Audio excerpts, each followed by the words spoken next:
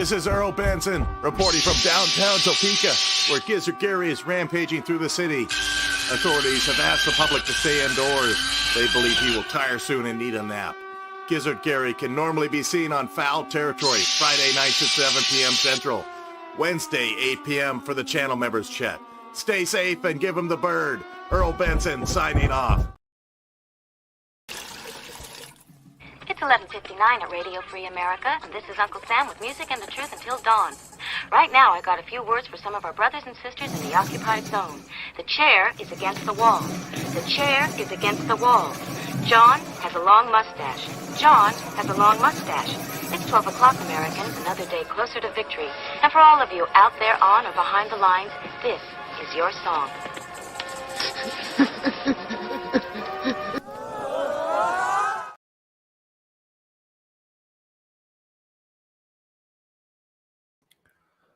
And welcome everybody to our daily gun show.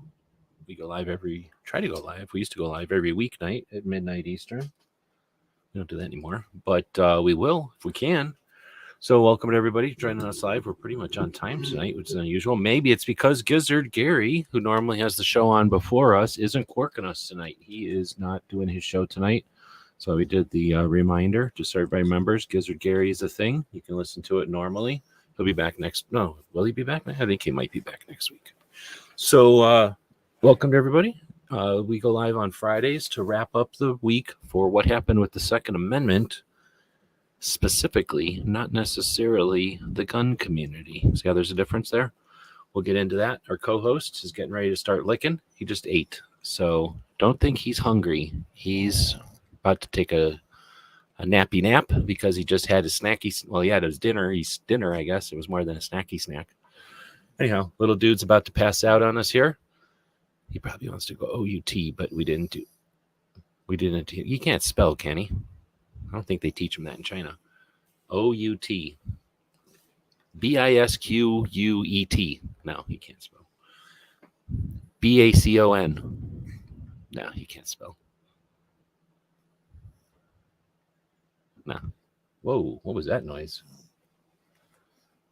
Why are they shooting out? Is that fireworks or is that something bigger? Maybe we should have grabbed an AK-47 before the show started. Anyhow, let's get started. So on Fridays, we go live to take a look back at what happened with the Second Amendment. Why? Because we're gun websites, right? What does that mean?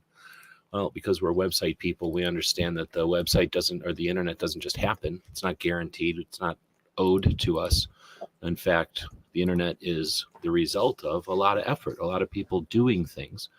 So people can realize that their actions have a consequence, or a lot of people don't bother with any of that.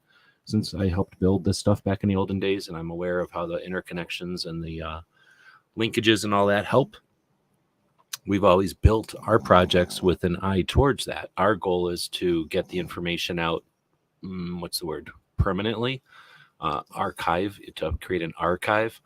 So instead of the news of the day, which is the sky is falling and you better be scared and all we can do is lawsuits and all the other cyclical garbage that we get fed, we try to look through that. Since we're old, we've been here for a while, and I'm sick of the cycles and I want this to end. I don't want us to win. I want us to end. I want guns to not be an issue because they're normalized, not because the other side was lost. So let's end this already. And that's what our goal is with most of our projects. This specific one, though, is to acknowledge, to focus on, and to archive the people that are doing good work each week. And we do that on Fridays because, well, back in the day, we used to go live every week or every day of the week, and this was just a good day to do it. But now it's our end of the week wrap up. Let's dig into it. We're sharing the screen here, and what we're sharing on the screen is called Substack. It's one of our blogs. We take this information that we post here on the YouTube, the description of this video, and we post it over here on Substack. And as I quickly scroll through, you'll see we'll be talking about different subjects like 2A News of the Week, Second Amendment Talk. We'll scroll through a bunch of those and you see all the previews. You get a really good visual idea of what we're going to be looking at tonight, or talking about, I guess, tonight. Then we get into the actual gun talk. We've got some military interviews and some radio shows that we follow. And then we'll wrap up the show with some of the stuff that we've did this week. So as you can see, it's just a nice formatting over there. But in reality, our real reason is because you notice this little indicator over here is telling us that we got some feedback. We're trying to get this information out. Our goal is to get it out, and not just on YouTube or not just on one of the big platforms, but in as many places as possible. So that's Patreon, that's Substack, that's I guess we have it at the beginning of this thing here. Our newsletter, which we occasionally do, but our Instagram, and then the podcast. And the podcast is a big one because we are on all the major podcast platforms, and we've actually consolidated them all to Podbean, which is a service we pay for thanks to our Patreons. And that allows us to keep track of and monitor all the different places that our podcast goes. iTunes, iHeartRadio, Amazon, Google, like all the places that a podcast can be listened to. And it helps us to, hone everything. So we appreciate that. But anyway, that's the goal, is to get this information out there. And that's what we're doing. So I always start the show with that. One of these days, I'll record that so it's a little more efficient. Hey, there's Barbecue. Welcome. It's been a long time. We didn't have a gizzard today, so maybe some of the gizzard folks are staying awake because they didn't get bored and sleepy by listening to Gizzard in a slow, sleepy show. No, I'm just kidding. Hopefully we get some people joining in. There's Hillbilly out there. You have to spell in Chinese for bacon bit to understand? Exactly. I just don't know the Chinese caricatures for bacon. Do they eat bacon in China? They might not eat bacon over there. It might be forbidden. Because if people ate bacon, then they'd want to have the freedom to eat bacon whenever they want. That would mean freedom, and I don't like that over in China from what I understand. Anyhow, let's go down with the show. So digging into, we just mentioned why we have all this stuff at the top. News of the week. We got shortchanged on this one. Why? Because I've been experimenting with a place called Whatnot. It's kind of like YouTube and eBay mixed together. And just yesterday, today, early this morning, I think I was falling asleep this morning or last night, whatever you want to say. And I noticed that they had a knife project this weekend. So I threw together a knife show today. Had a lot of fun with that. We set another knife show up for tomorrow. Is there a big smear on the lens? Sorry, got distracted by this giant smear on my dog's face. Maybe it's on his face. So we just got done with a big knife show, but that essentially just ate a big chunk out of my day today. I had planned on doing some other things and spending a little time on this show, a little more time on this show, I should say. But anyway, so that's what got sacrificed, is our 2A news of the week. But here's a shortcut, or here's a tip or a cheat code. I get most of the 2A news of the week from the NSSF, the National Shooting Sports Foundation. They do what's called an industry. Is it called an industry newsletter or something? Like an industry wrap up. And it's pretty decent, although it's wordy. And they just copy and paste a bunch of stuff from different writers, from different articles. But because that's a pretty good synopsis of the week, that's where I get most of my data. I don't believe in the sky is falling stuff. Some of that stuff's important, but most of the time you'll find out if you've been here for a few years, that stuff is maybe, and I'm going to give it to them, maybe people with good intentions who seriously think we're at risk or we're at danger with certain things. But in reality, the antis have a very small playbook, and they just go through that playbook and either start at the beginning and go through the end and start over at the beginning, or they just randomly pick things. But they have a very few number of tools that they used against us, or they have used against us. And the alarmists, the exploiterists, whatever you want to call them, the people that'll jump to the conclusions and the sky is falling and we're doomed. They make a lot of money doing it, so it's lucrative. But the problem is that it's a bit. It wears out. It wears your welcome, right? It's the monkey. What is it? The crying wolf. It's that thing. So I'm trying to get past all that. So anyway, the news of the week comes from NSSF, which is about the best I've found. Although I'm adding a couple of other newsletters to the mix. There's a couple other newsletters that I follow. Problem is, one of them comes out on like Saturday, which is super annoying for a Friday show, and the other one comes out on Sunday. So as soon as I get the hang of it, I'll start looking at last week's newsletters of those to add to it a little bit, mainly because one of them is a military one that focuses on mental health awareness. That's critical. And the other one is just another angle besides NSSF looking at, this news of the week type of stuff.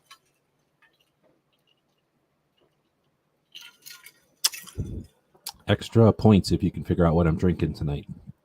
Out of this water plus one drink can bottle thing that you can get on Amazon. They're super awesome. Go look at our Amazon page. But extra points if you can figure out what I'm drinking out of here. I think you can hear it. Oh, look, there's the label. Water plus one. What an ergonomic and excellent water bottle, by the way. All right. Normally trying to go to sleep around the start time for this one. Yeah. Well, let me take a second and say thanks to Barbecue for being awake. But he's one of the co-hosts of the show. We're going to talk about the first co-host of this show. This is our current co-host of this show right here, the little puppy. He gets paid the least out of all the co-hosts. I only have to give him a biscuit every once in a while. And if I don't tell him about the biscuit, he forgets about the biscuit. So it works out pretty good. But Bob was the first co-host, and we'll be talking about Bob here in a bit. But that's because of Bob. Bob was willing to do the show in the middle of the night with me when we first started the show back in 2016. So we started doing the show overnight in the middle of the night. I really enjoy being awake at night. I live in Arizona, so it's cheaper for me to be awake at night, for one. I've always done night jobs back when I had 9 to 5 type of stuff, for the most part. I guess when I was working for the big companies, I didn't. But when I had little jobs growing up and stuff, I've definitely worked in the middle of the night. I like it. I like being up at night when there's fewer people around and you can kind of get to know everybody, and it's just got a different community at night.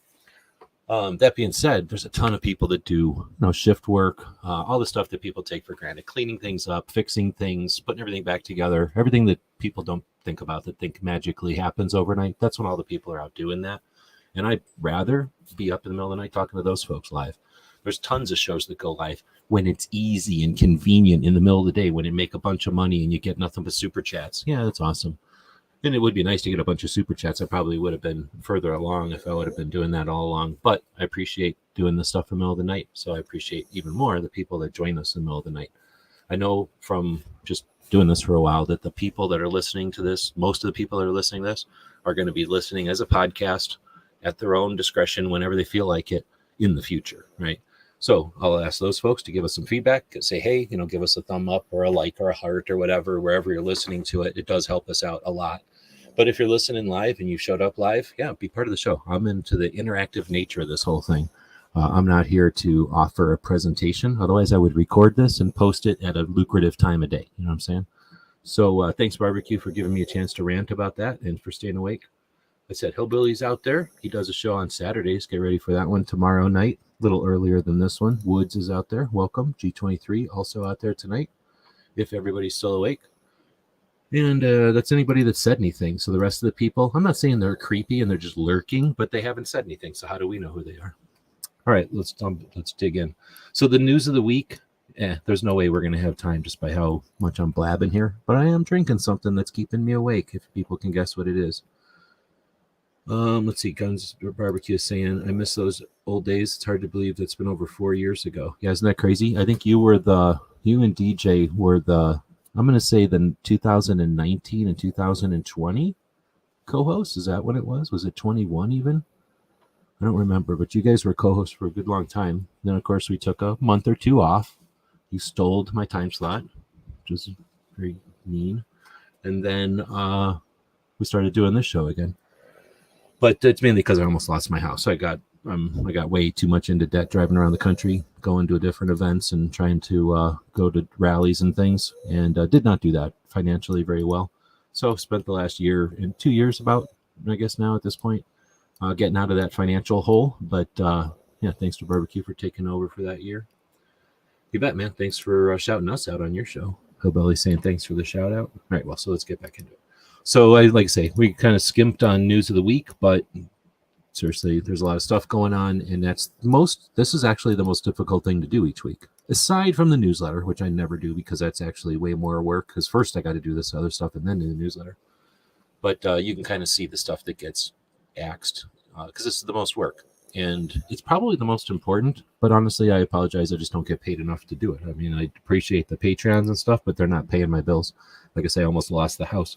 So once I can get back financially onto my feet, we'll either pay somebody to do this so that it gets done, or more than likely we'll come up with a way to do this as a team so that it gets done every week, but it gets done by people who give a shit, right? By people who want to help. we'll work towards that. And thanks to the Patrons, I'm not bitching. We have Patrons that make sure that this is happening every single week. All those servers are up all year long. We have websites out there doing their thing, like little motors, like little engines, and they're helping people out. So we really appreciate the support we've got from those patrons. And then we're actually growing. So we've had a lot of people leave. We've had some of our oldest, longest Patreons leave. Some of our largest Patreons leave in the last months. But at the same time, we've had new Patreons. Not as we used to have some $25 Patreons, and they've pretty much all left, I think. But we've had more of the $5 Patreons come on, and I appreciate that a lot because it does. There's fees to all this stuff, and I don't mind it. I mean, I'll do it without the Patreon stuff, but with the Patreon stuff means I can work on it, right? I can spend time on it. All right, getting back into it. Oh, he's saying, Barbecue saying, I came on in January or February of 2020. DJ rolled in July of 2020. And then it rolled through 21. Oh, no, it rocked and rolled through 21. Yeah, I can't remember either how long it's been. But yeah, that's awesome. Patreon's frustrating, but I understand. Some people hate it. Some people love it. I don't really care. I mean, I like it. It's been great to us. Over the years, it allows us to really do a lot with the travel. I mean, I got into debt, but I got into that by the van dying and breaking and stuff. But we were on the road for 200-something days out of the year. I mean, that was awesome for years. And yeah, you guys helped with keeping it going on the road and all that. It was awesome. Okay, so anyway, we'll get into the 2A talk. Kind of have this, I try to put this stuff in priority, like the most important stuff first, so people that are listening to this and fall asleep or whatever hear the most important stuff first, but not necessarily always, but let's go ahead and dig into it. Is the most important thing that happens each week Brooke Cheney's Suicide Prevention Saturday Project? I don't know, but nothing else happens on a weekly basis. I mean, I don't even do my show as often as Brooke does her show, and I do my show pretty often. So we have a situation with as far as the gun issue where the other side, the people who hate our property and us and our rights, I guess, they use unawareness. They use, I'm going to say ignorance, but I don't mean people are ignorant. They're just not aware. They use that unawareness to their advantage all the time. And instead of effectively dealing with that, we get all mad and say our rights are property, and we hold our breath and we get all mad, and then they get to say, look at those children behaving like children. So in reality, we have something like, let's say, 40,000 gun deaths in a year. Now, we're not going to compare that to the 100,000 cigarette deaths or the 500,000 alcohol deaths that the ATF is also in charge of or responsible for. But what we will do is take a look at that 40,000 and scrutinize it. And with Brooke's project, she helps shine a light weekly, consistently, on the fact that 2 out of every 3. So we're talking approximately 30,000 of the 40,000, an overwhelming majority of the number of people that die from a firearm. It's by choice and it's suicide. We know that a good chunk of that is military and first responders. And what we don't see is anyone worrying about the mitigating causes, the root factors for those for those actions. What Brooke does is normalize the conversation about mental health awareness and suicide prevention, not by lecturing or reading from a book a little bit each week. She offers interesting, random, brief, consistent messages to make it possible to normalize the conversation about these things. If we can't have a conversation rationally with people who are ignorant and regurgitating propaganda, then we'll endlessly be fighting propaganda. So let's end this conversation. And the way to do that is by normalizing guns. And the way to do that is by creating awareness of the circumstances. And Brooke does that every Saturday afternoon. DJ's our co-host. You can check it out every Saturday. If you're going to promote anything, promote Brooke's show. She gets shut down because as soon as you use the word suicide, YouTube's mechanics, the mechanisms of YouTube cannot distinguish between I'm talking about preventing suicide and negative suicide talk. And unfortunately, they don't care about making a difference there. So Brooke's channel suffers. Any show that talks about this suffers. So if you want to do something truly useful, take one for the team and promote something that's difficult to promote. It's easy as shit to promote stuff that makes money. It's easy as shit to promote shit that creates controversy and exploits the rift or the divide. I suggest that you hesitate to do any of that. Those people are getting paid when you help promote their shit. Brooke is seriously just trying to tread water with her project, which has value. So I'll move on. I talk about this at the beginning of every show because it's seriously one of the most important things that's happening right now. And imagine if we were able to take the numbers off the table. And we get mad and we get frustrated because they're using the numbers incorrectly. But Brooke is actually working to take those numbers off the table through awareness. Barbecue just threw a super chat at us. For every $1 of those super chats, everyone must hold their breath for 1 minute. That's 5 minutes. Go. Yikes. Hopefully everybody can handle that. But thanks for the super chat. Much appreciated. We're going to do a thing tonight for every super chatter is in the running for, I don't know, a thing. We're going to do something. Depending on how many super chats we get, that'll be how good of a thing it is. So thanks, Barbecue, for kicking it off and being the first super chat. Actually, this might be the first super chat all month. I don't remember getting a super chat in a while.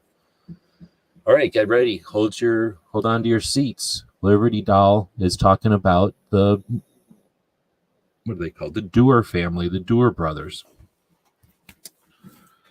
We get taken advantage of. We get held up by our ankles and fleeced. Is that what it's called when they held you up by your ankles and all your money falls out of your pockets? Happens all the time. Why does it keep happening in Colorado? I don't know. But Liberty Doll, if you don't watch her channel, she is kind of like a news, independent news channel, I guess, at this point. Hold on. Had a coughing fit, sorry. Most of the time it's politics and that kind of thing, but she is into guns as well. I don't watch her on a regular anymore because she does do a lot more politics than gun stuff for my taste. But I've been a big fan of her channel. I was a big fan when she came out originally. And so she's got a lot of support. And I think she's gone over to Rumble for a lot of her support. Oh, Smack Hillbilly Up is also in the running now. Thank you. Maybe we'll make it a knife. Let me start thinking. I got a whole bunch of knives within reach. We'll figure out something here. So thanks for the super chats. Much appreciated. Okay, so there's these brothers. And back in 2015, when I became the free, I didn't charge a dime to the Arizona Citizens Defense League. For free, I became their media person.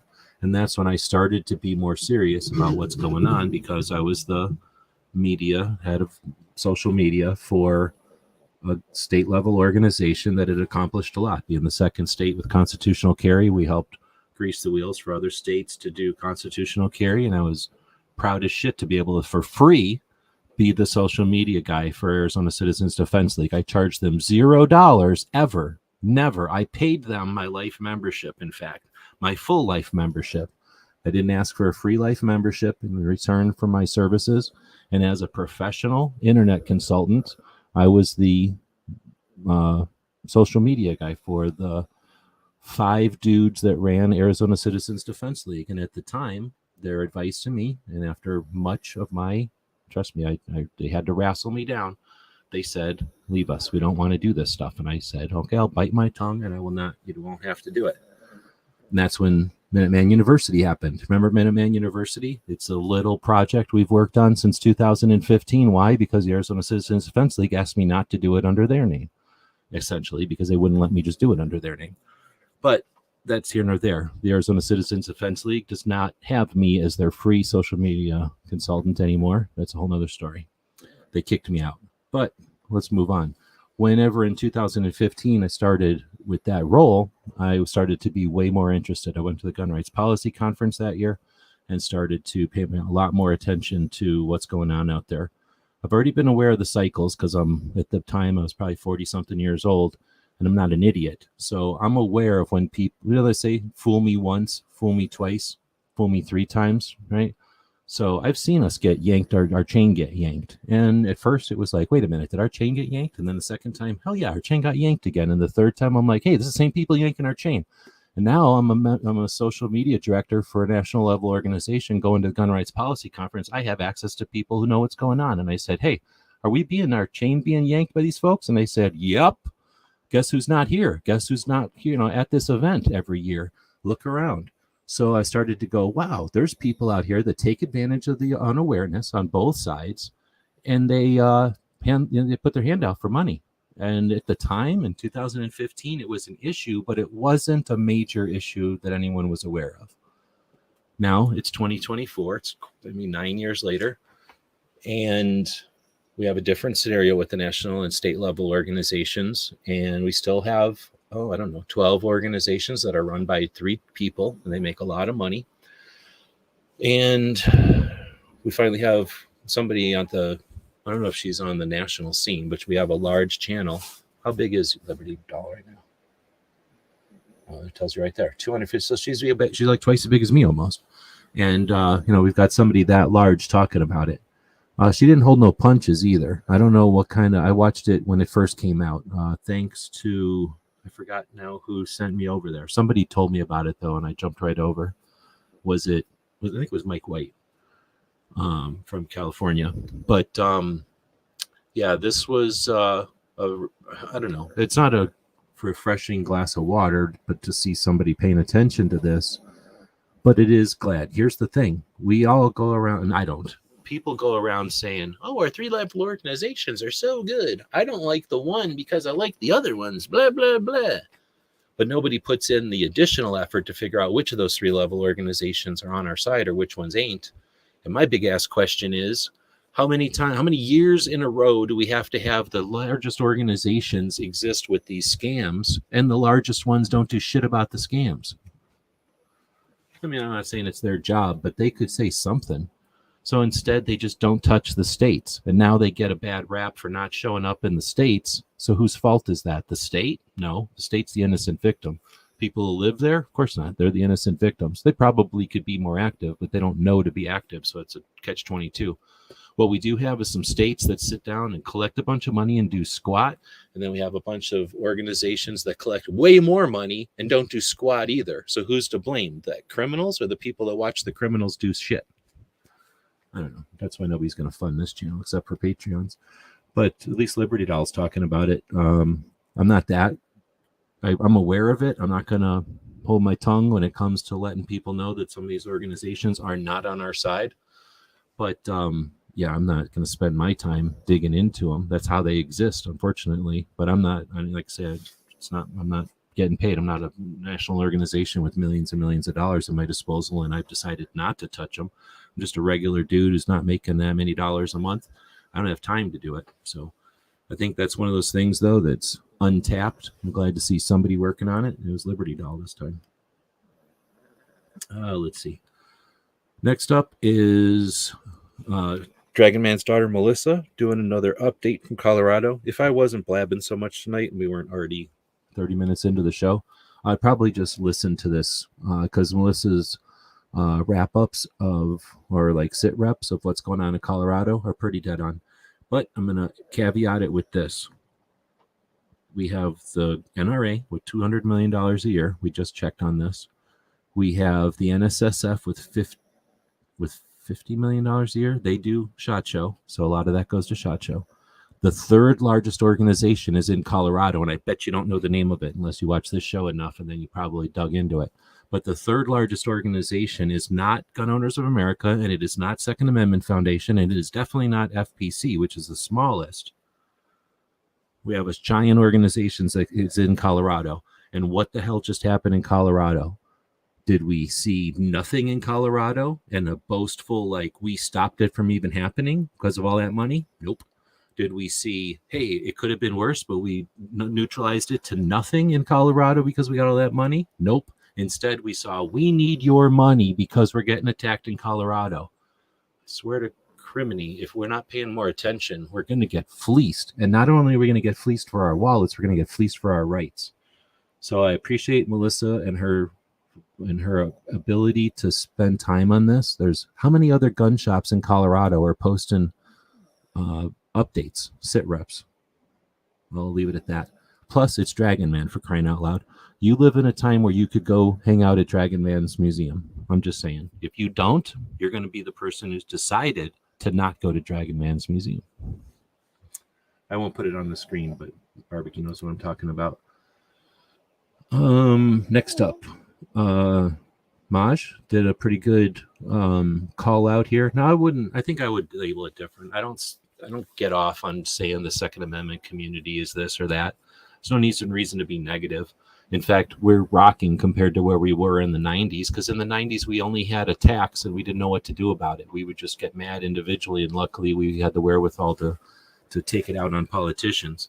We have more than just politicians working against us now, so it's difficult for us all to just assume we can all just react, right? How are we going to react without awareness? So I'm not going to lay it on the 2A community for not helping with Dexter, but we have an opportunity with Dexter, and that's what I'd rather say. So what Maj did in his short video here is basically say, come on, man. And I'm going to say, hey, we have an opportunity here. This guy, Dexter's the guy in New York who got arrested for building a couple of guns and having some tools, and I think like a handful of ammo, like not very much ammo, literally like ammo you could hold in one hand. And he's been sentenced to Rikers Island or whatever it is for 10 years. He's already in prison. So it's going to cost $400,000 to get him out of there. No, I agree with you. We have national level organizations that bring in tens of millions of dollars, and they run around with lawsuits like if lawsuits are the only option we've got, like the only tool we have in our toolbox. Why those national level organizations with lawyers hanging out their pockets aren't taking care of this, I have no fucking idea. I have no idea. But I don't need to wait for some lazy, cheap, non-doing something entity. I don't have to just bitch about it. So I went and threw some of somebody's money, because people pay us to do stuff. I put some of that money into Dexter's pile. It went from 206,000, I think, when I put in a couple of bucks, and I looked right before the show, and it was at 210. So this dude's barely making $1,000 a day for his GoFundMe, or it's not GoFundMe, it's Give, Send, Go. So some people don't like some of these things. Who really cares, right? Like they're using Give, Send, Go. They need 400,000 for his whatever lawyers.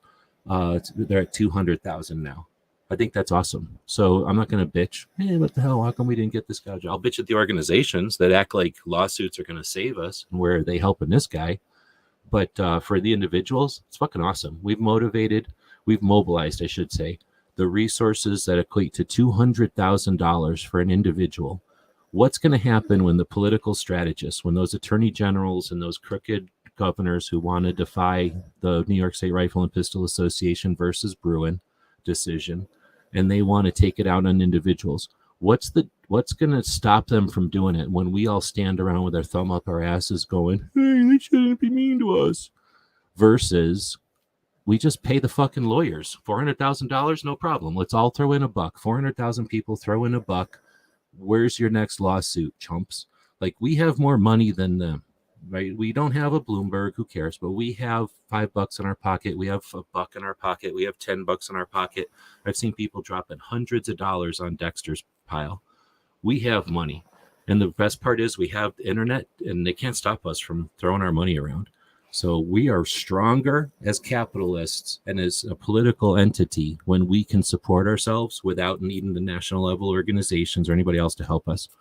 And I think we've done great with that, especially with Dexter's. So instead of bitching, I'm going to say thanks to everybody who's participated. I'm going to take a quick look while we're live, and I'll throw the link out here for anybody that wants to share it. You know, support it if you can't. I know what it's like being broke, so I'm not going to say you got to support it. But if you can, support it. And if you feel like it, share it with somebody else who might support it. You know what I'm saying? That's all you got to do. So it says raised $210,000, almost $211,000 out of the needed $400,000. I was just hoping it would tell me how many people. Oh, no, I think it did right here. So give 4,000 people. So 4,000 people raised $200,000. Did you see that? 4,000 people raised $200,000. That ain't shit. $4,000 ain't nothing, or 4,000 people ain't nothing. That's how many people watch like a little YouTuber's videos. You know what I'm saying? Like we have massive, massive, massive potential. And I like to see this as an example of us exercising, of us flexing that muscle. So I'll let other people shame us into this. I'm going to say thanks to everybody. I'm also going to acknowledge that we had 2,300 people giving a pray and 1,000 people sharing. So I understand that capitalists know that the power of money. People of faith understand the awareness and the having people in their thoughts. But fucking A, you idiots, what the fuck? This is the internet. It's nothing but wires and tubes. There's nothing to it. You have to share this shit for it to work. So thanks for the money. Appreciate the prayers. Fucking share this shit. That's all it takes. When you share something, that's like $35. They say, like, on average, when you share something, a project, it's $35. Hands down, no matter what it is. It costs you nothing to share it. They get $35. Think about it that way. Massive power. When you share things in front of people, other people see that power. All right. Is it 25? Okay. Oh, barbecue's winning. Okay, I think barbecue's going to end up with a knife tonight. You all got your own piles of money. If you want to throw some at me, I appreciate it. YouTube is taking a chunk of that. But yeah, much appreciated. And what else is this nice about Super Chats is it probably shows YouTube that this channel's got something going on. So much appreciated, Barbecue and Hillbilly for throwing some Super Chats out there. Okay, so anyway, I'll get off my horse over on this one, but talk about an opportunity. We got such an opportunity over there. Thanks to Maj for bringing that up. Like I say, I think I'd just do it a little bit different. Like I'll chat it. I'll hold us up on our shoulders. Hold those 4,000 people up on our shoulders. Look what they were able to do. Even if it ended right now, that guy got half of his a massive legal obligation taken care of. I shouldn't say obligation. Yeah, I guess it's an obligation. It's an unwanted obligation, but it's a massive legal obligation that he's got.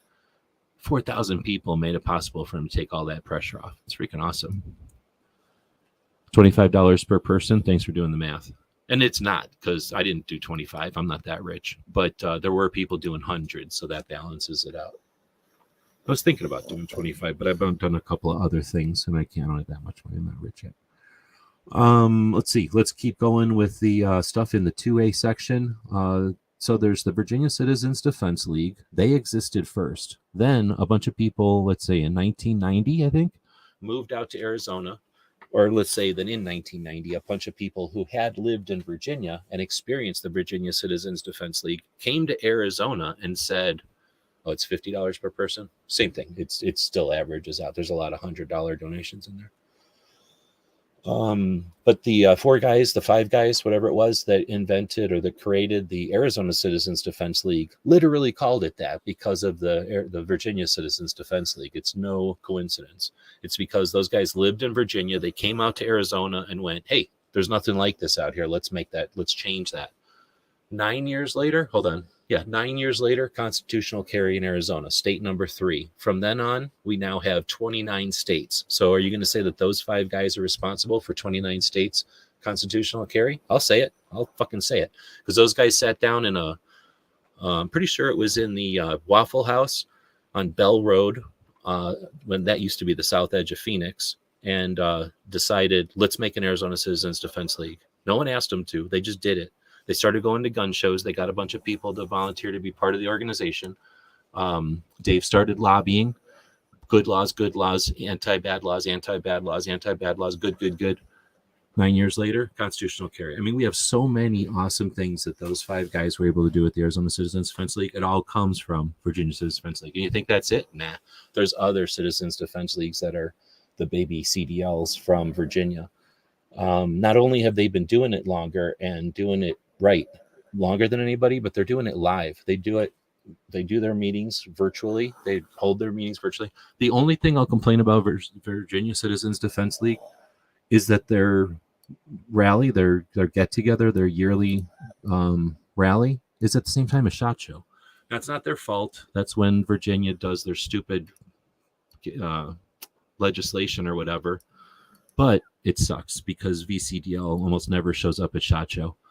I do get to hang out with them a little bit at Gun Rights Policy Conference when I go, but super cool people. They do their shows live.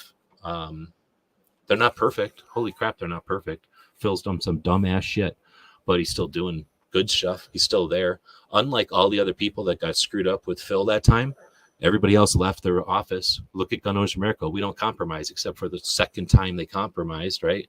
So Phil didn't. He's still sitting there. He takes his blows. He takes his black eyes like everybody else. Well, not like everybody else. It's like unlike everybody else. So awesome organization. And if you want to get some inspiration, go check out their meetings. They know what they're doing. They hold them well. You know, it's a well-run meeting.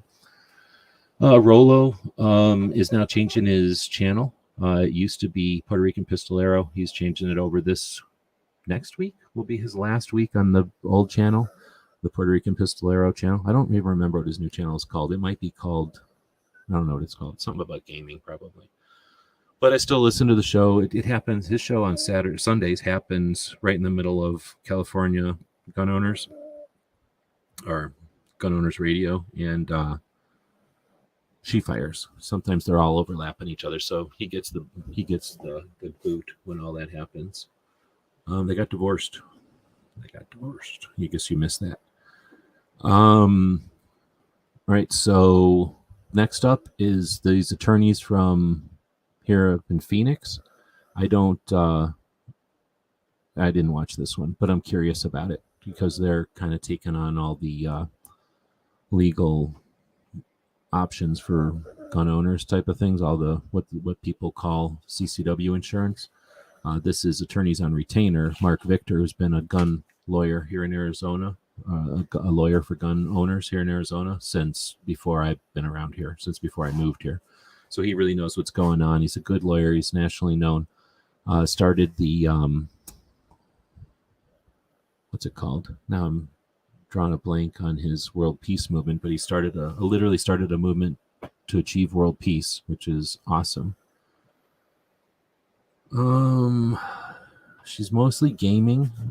I've seen her comment on Second Amendment stuff, but I don't think she's creating any content. So I don't know what's the story there. But I haven't watched this one. I wanted to. Maybe I'll watch it. It just got busy this week and I didn't watch it. So if somebody watches it, let me know. This one is is this the last one? No, it's second to last one. This one is the podcast went live with Professor Yamane with Walk the Talk America. This one went live, I'm trying to think, 2-3 weeks ago at the maximum. Like this one just was live just the other day. But now this is the produced podcast version. And it's just interesting. I mean, it was a conversation for an hour or something. I decided to listen to a chunk of this one, the edited version, just to see what kind of editing Walk the Talk America is doing. And I figured I'd put it in here just because why not throw another link to something that's, working towards mental health awareness. But I'm just going to also point out for the folks that are out there creating content, how often do you look at the raw versus finished product? Mine, don't bother. I don't do anything to mine. I literally don't do anything. I record this and I upload the raw file. So if you're listening to this as a podcast and you go, how does he do such amazing editing? I don't do any editing. I record this and I post it raw. Other people record live, have this giant file, put it on their computer, put it into some software. Imagine if you got an audio file, it's a bunch of spikes, it's a line with a bunch of squiggly lines and it goes up and down. They'll take the top ups and the bottom lows and they'll move them closer to each other and leveling it off. And it makes it sound way better. And I just don't do it. I don't got the time. I don't got the interest. Now, if a bunch of people said to me, hey, I would listen to your show if you recorded it better, or not that. I listen to your show and I'd rather you record it better. Oh, then I'll take that into advisement. But I've been doing this too long. I got too many sticks in the water to worry about if every stick is perfect. So for me, I do occasionally do that, though. I'll listen to something raw because that's what I like. I rather listen to the raw. To me, if I have to listen to one or the other, it's the raw because I want to hear what the mistakes were and what people said. But you never know what they really wanted to say until you listen to the edited. So it is interesting. I listen to it occasionally on something like this where it was like 45 minutes and I listen to maybe 20 minutes of it. But I'm curious if you as a content creator out there, or maybe just ask yourself as a content creator, do you pay attention to what others are doing? Now, sometimes you could do that just randomly. Like, here's somebody who I know or somebody that I listen to, and I'm going to listen to their raw and I'm going to listen to their edited. But you may want to do it intentionally on people who are winning or are like doing what you want to do, who are good at what you're doing. But we won't make this a coaching show. We do that on Tuesdays. Barbecue threw another super chat out there. He's definitely in the running for that knife. It is possible for somebody with a lot of loot to super chat a knife away from barbecue, but I don't think that's going to happen right now. But he said, I don't like Professor Yamane. He annoys the ever-living loving. I don't know what that's supposed to mean. Because he annoys the ass out of you? That's weird. I've never had anybody annoy the ass out of me before. But you try to give him another chance, but yeah, I get it, because it took me a while to get past. He says stuff confidently that he's been told, and that's fine. You know what I mean? Like, I don't agree with half of the stuff he says because he's kind of wrong on a bunch of stuff, but it's just little minor stuff, right?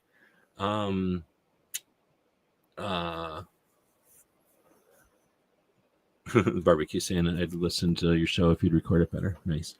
Like I say, maybe I'm definitely out of debt. Not out of debt. I'm almost out of debt. I'm getting myself out of debt. I'm close to being there. I can see the edge, but I'm not quite to the point where I'm hiring somebody to do my editing. Maybe I'll hire Barbecue to do my editing. But anyway, I get what you're saying with Professor Yamane. It took me a while. I was always going to listen to him because I like his perspective. And I'll listen to somebody who I don't like if I need to understand, if I feel like I want to know their perspective, right? But I'm not going to listen to him a lot. But as I listen to more and more of Yamane, I get what he's trying to do. His head's in the right spot, and he is, I think, willing. It's just that he's only talked to like 8 people. So he has a pretty good idea of when things went down from those 8 people's point of view. Unfortunately, the 8 people didn't pay attention to everything. They paid attention to like the surface. You know what I mean? Like, they never actually lived in the environment. They just were the figureheads, some of the figureheads, some of the people that were like spokespeople for the community. He just needs to spend some time actually hanging out with people in the community and understand the real deal. Like, he thinks that I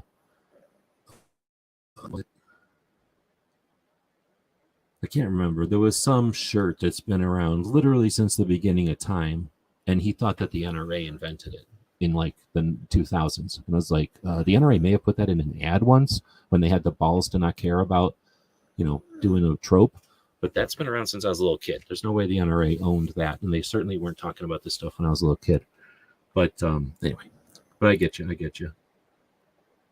What was the deal? Everybody's supposed to not breathe every time Barbecue puts in a thing. He's trying to kill everybody out there.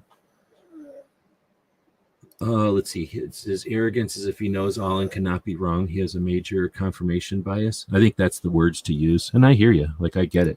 And I just go past that. Every time he says, what does he keep saying? Gun culture 2.0. It's horrible. I mean, what gun culture do you think we really are? I think we're probably in gun culture 11 or 13 or something. But he's, he always says 2.0, like if that's what it is. But let's see. But I've read his work way more than listened to him. Oh, interesting. That's true. He did write a book. I got his book. I already bought the book. It's just that it ain't coming out for a while. Barbecue? I haven't seen nothing Barbecue can't do yet. So I need to worry about that part. Let's see. In fact, you should go check out his photography Instagram. I don't know. I was going to ask you, Barbecue. I've seen a couple of the like baseball ones. Do you video and then pull stills out, or are you just taking a shit ton of pictures and taking the best picture out of them? Because he's got some pictures where, like, you would think, oh, that guy just froze a video, because that's how you'd get the, the right, I don't know what that's called, balance or whatever. All right, getting back to it. This is I wanted to start out the show with this, but I didn't. I was sitting here listening to this just before the show started. I'm going to play a little bit of it. I wish I would have tagged. But anyway, Patriot out there, Patriot from Michigan, Patriot in the dark, people who know, post these, I don't know what to call them. I'm going to call them flashbacks for better word, lack of a better word. But he posts these things which are archives, and in this case, a lot of it is Reagan. He likes Reagan, or else he appreciates the blurbs that come out from Reagan. I don't know where he's getting these from, but I don't think I've ever seen him repeat one before. But anyhow, let me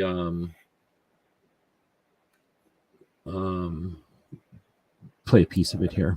Clear back to the Revolutionary War, one of the great talents of American soldiers has been their marksmanship. And it turned out they developed this shooting at targets and plinking as young boys. Okay, so he did a pretty good job of putting a good excerpt at the beginning there. So that was Reagan from the NRA annual meeting in the 1980s. And it would be interesting to do a whole show about that sometime, actually.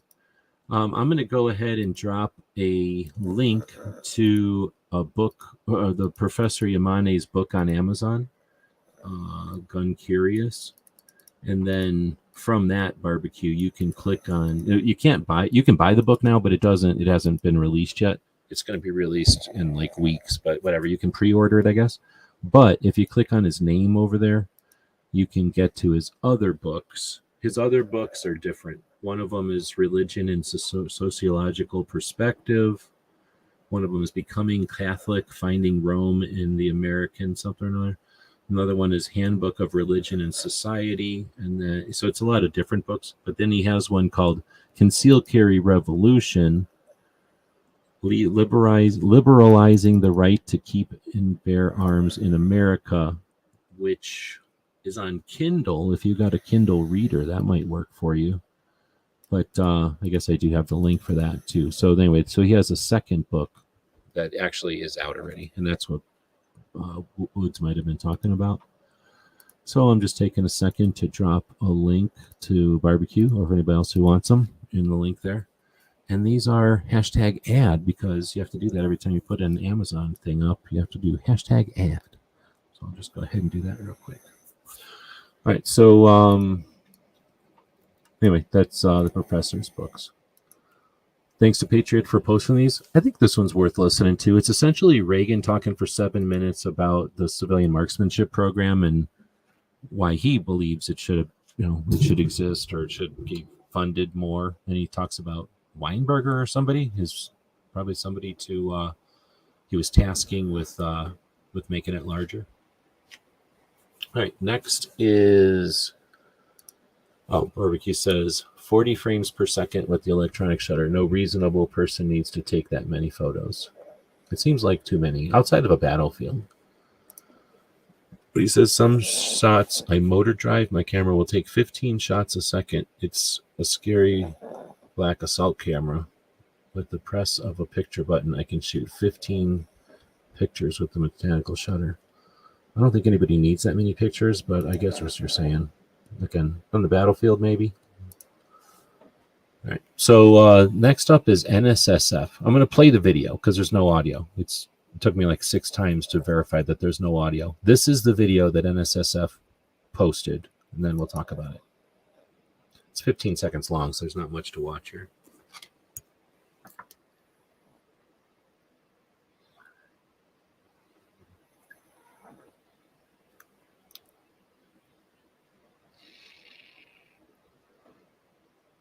So what do you think? So this is supposed to be NSSF Real Solutions brings gun safety to Times Square. So this is in Times Square, New York.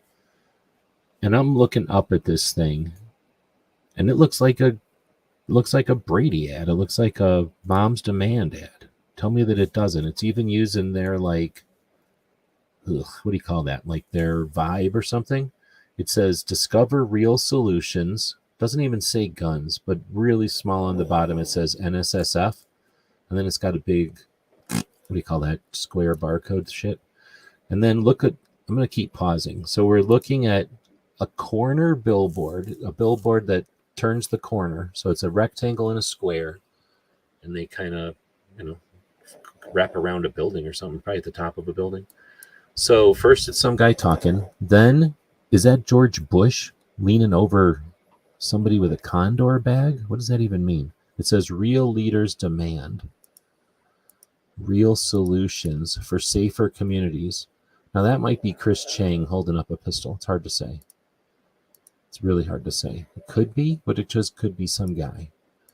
That is somebody, I don't know, there's like a robot in front of him or something. It still says real leaders demand real solutions with a freaking, what is that, copyright? Like what the hell, real solutions for safer communities? Is that really the marketing thing? Real solutions? And now is that a military guy? Like I guess now that I'm looking at it in slow motion, that's a guy at a range, but it looks like a guy with a Mitch helmet on, pointing at somebody with like a, like a me tablet, or like they're planning ops or something. And then now it's some lady trying to yell at a kid, yelling, screaming at a kid. And now it is two dudes, I'm guessing, at a manufacturer, maybe, because they got eyeglasses on. And there's, like, I don't know. And then it's Diddleburger. What the fuck are they showing Diddleburger? And it says, real leaders demand real solutions for safer communities. And they show Diddleburger and some dingus. What the hell? And then it's some lady. And that's the end. There wasn't even a gun in it. What the? I don't know. Some people will say that I am unnecessarily critical of NSSF. I think I'm objective. I don't know. What do you know? What do you think? What do you think? I don't know what that cost, but it cost too much. I think it was useless, and I think that it looks like a freaking anti-gun ad. It looks like anti-gun to me. I don't know what they're thinking. I don't know. I have no idea what happens if you scan this thing. Let me try to see what happens if I scan this thing. Let's see. Can I do this like this? Right. So there's me looking at the screen. Right. Now we'll bring up the camera, and we'll see if it'll scan that. No. No. No. It's not going to scan. Probably because there's that camera in front of it.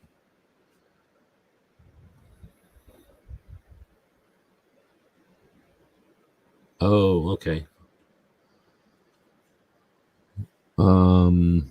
Spittlebigger? How about that?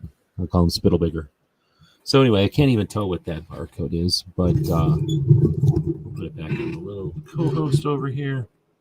This is what barbecue usually looks like during this show, because he's usually sleeping.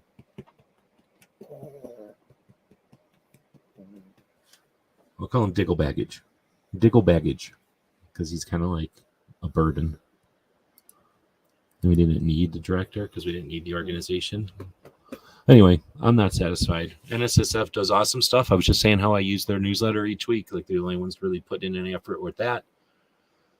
I think they should stick away from this stuff. I don't think they should be touching this stuff. It's not their zone. I don't know. We'll keep moving.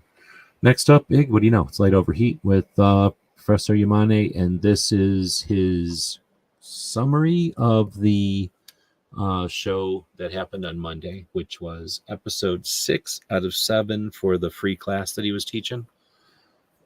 Little hint, the free class is all the video is just a summary of all the videos that he's posted. So the videos that he's posted about his course are pretty much, this is just a nicer presented version of all those videos. So in other words, I haven't seen much content that's new, but it is all together in one spot. I'm not sure what I think about the television thing. I like it for the thumbnail, but for the entire video, that's just a heck of a lot of wasted space. It almost turns it into a vertical video for no reason. So he's not listening, but I would ditch the old-fashioned TV frame. Like I say, for the thumbnail, awesome, but for the rest of it, it's just annoying. Bob did a video yesterday night. Middle of nowhere, he popped a video up, but in true Bob fashion, he recorded getting all set up and then turned it off. So I suspect he probably recorded the be set up and then turned it on instead of turning it off, or turned it off instead of turning it on, and then probably recorded a good hour show before he figured it out and then said, fuck it, I'm not going to redo it. I mean, that's what I would do. So anyway, Bob's the guy that started this whole thing with us back in 2016, almost 10 years ago now. Moving on. This is the gun segment of the show. So anyway, it's good to see Bob doing good up there. Looks like he's got a house. I think we heard the puppy in the background. I don't think we got to see a puppy in this one. I don't know why is this controversial. Revolvers are better than pistols. Like, I don't know why people think pistols are better, because they cost more, because there's more shit going on, because they get out of battery easier, because they have multiple things that cause them to go out of battery. Like, people don't get into gunfights. People do like to buy shit, and people do like to listen to people sell them shit. So people like pistols. That's fine. Like all the pistols you want. But it's fake to think that a pistol is going to work when there's somebody on top of you. You know what does work when there's somebody on top of you? Fists, knives, and revolvers. And that's why revolvers still exist, even though this one was invented in 1850. So this revolver, a bored through cylinder modern revolver with a swing out cylinder, is something like 225 years old. Like, there's a reason revolvers are continually modernized, and that's because revolvers are better than pistols. I don't sell pistols. I don't sell little plates that make your pistol hold an expensive light bulb. I don't put other light bulbs under it. I don't care about your grip angle. So, you know what? People are going to hate on my opinion because whatever, but I'm not getting paid by anybody to sell you a pistol. I just understand that I carry a revolver, and if I was given a gun to somebody I cared about, it would be a revolver. Here's a girl who has a very popular channel talking about how to buy a revolver. Now, is she doing it because she's getting paid by Smith & Wesson? I don't know. I didn't even watch the video. I just appreciate when a girl is willing to stand up and buck the trends and all the abuse she's going to get and actually acknowledge a revolver exists. Of course, there's no fancy speed shooter selling this one, but she's willing to hold on to it anyway. Anyway, I never watch, what is this? She equipped herself or something. But I acknowledge she's one of the girl channels out there. I don't know. Does she go to Women for Gun Rights? Maybe that's why, the ladies that are out there just doing their own thing that aren't in Women for Gun Rights. They're not necessarily all on my radar. Let's see. Now we have Gizzard. Gizzard does a show, except for today. He couldn't be bothered to do one today. But earlier in the show, we had Foss's alert. This is Earl Benson reporting from downtown Topeka, where Gizzard Gary is rampaging through the city. Authorities have asked the public to stay indoors. They believe he will tire soon and need a nap. Gizzard Gary can normally be seen on Foul Territory Friday nights at 7 p.m. Central, Wednesday 8 p.m. for the channel members chat. Stay safe and give him the bird. Earl Benson signing off. And thanks to Foss and dang it, why can't I think of Baron's name? And Baron for making that one. All right, so Gizzard normally goes live, but I did a knife show today, and he was scared to show up for the knife show. So he booked it to Texas to hide. Maybe he'll be back next week. We'll find out. Phantom is saying, I like the fact that you can fire a revolver from a coat pocket and not have to worry about the cylinder snagging, where a pistol slide is more likely to get caught. You're lucky if you even get the one shot out of a pistol. With something like a striker fire, you could get one shot out of a pistol, maybe more than one, but one shot, and it's definitely going to bite your pocket or eject poorly or feed incorrectly. A revolver, yeah, take care of business. You know why women carry revolver in purses? And everybody goes, off person carry, blah, blah, blah, blah, blah. Except you put your hand in your purse and you put your hand on your revolver, and then somebody tries to steal your purse and they're getting an unhappy experience. You know what I'm saying? We'll eventually get past the hype of the... Well, I'm getting into too many tangents here, but I agree. Once people realize that the instructors they've been listening to were simply told stuff by other instructors, they'll start taking more stuff with a grain of salt, I hope. We have a lot of new people. Remember how we had a lot of new gun owners? What happens? That means they have to start learning. So we had a lot of people. Remember those exploiters? A lot of exploiters jump up and go, well, don't learn from that guy who's so expensive. You can learn from me, and I'm cheaper. And I can tell you just as much stuff as him. You know what I mean? So we end up getting quite a big discrepancy in effective tactics and strategies, and then you throw in the mix of I need to sell this stuff, I need to sell this model because I'm coming out with the next model, and however they can sell the rest of this model, I'm good with. And that's, you get too many of those over too many years, and you start to get, let's just say, conflicting advice. All right, we'll move down. So Riding Shotgun with Charlie and Meet the Pressers do a combo show. They do a collaboration, which is super cool. I don't know if anybody else doing stuff like this. And what they do is on their collaboration show is they bring on people who they've each interviewed before so that they can do a supplemental interview together, like as a collaborative 3-person type of thing. Really cool. And this was Steve from Bear Arms, who I was not aware of. So this was a pretty good conversation. And then I think it was later that night, like this was on, and then just pretty much right after it, Charlie and that Steve guy were both guests in this show called Liberty First Foundation. Never seen it before. I don't even know where the channel is because I was watching it on a restream from Charlie. But it was an interesting conversation about politics by people who were able to have a rational conversation. It's pretty good. A little less of the fear and like rage shit that some of the channels do when they talk about politics. And it was pretty interesting. Really, really enjoyed it.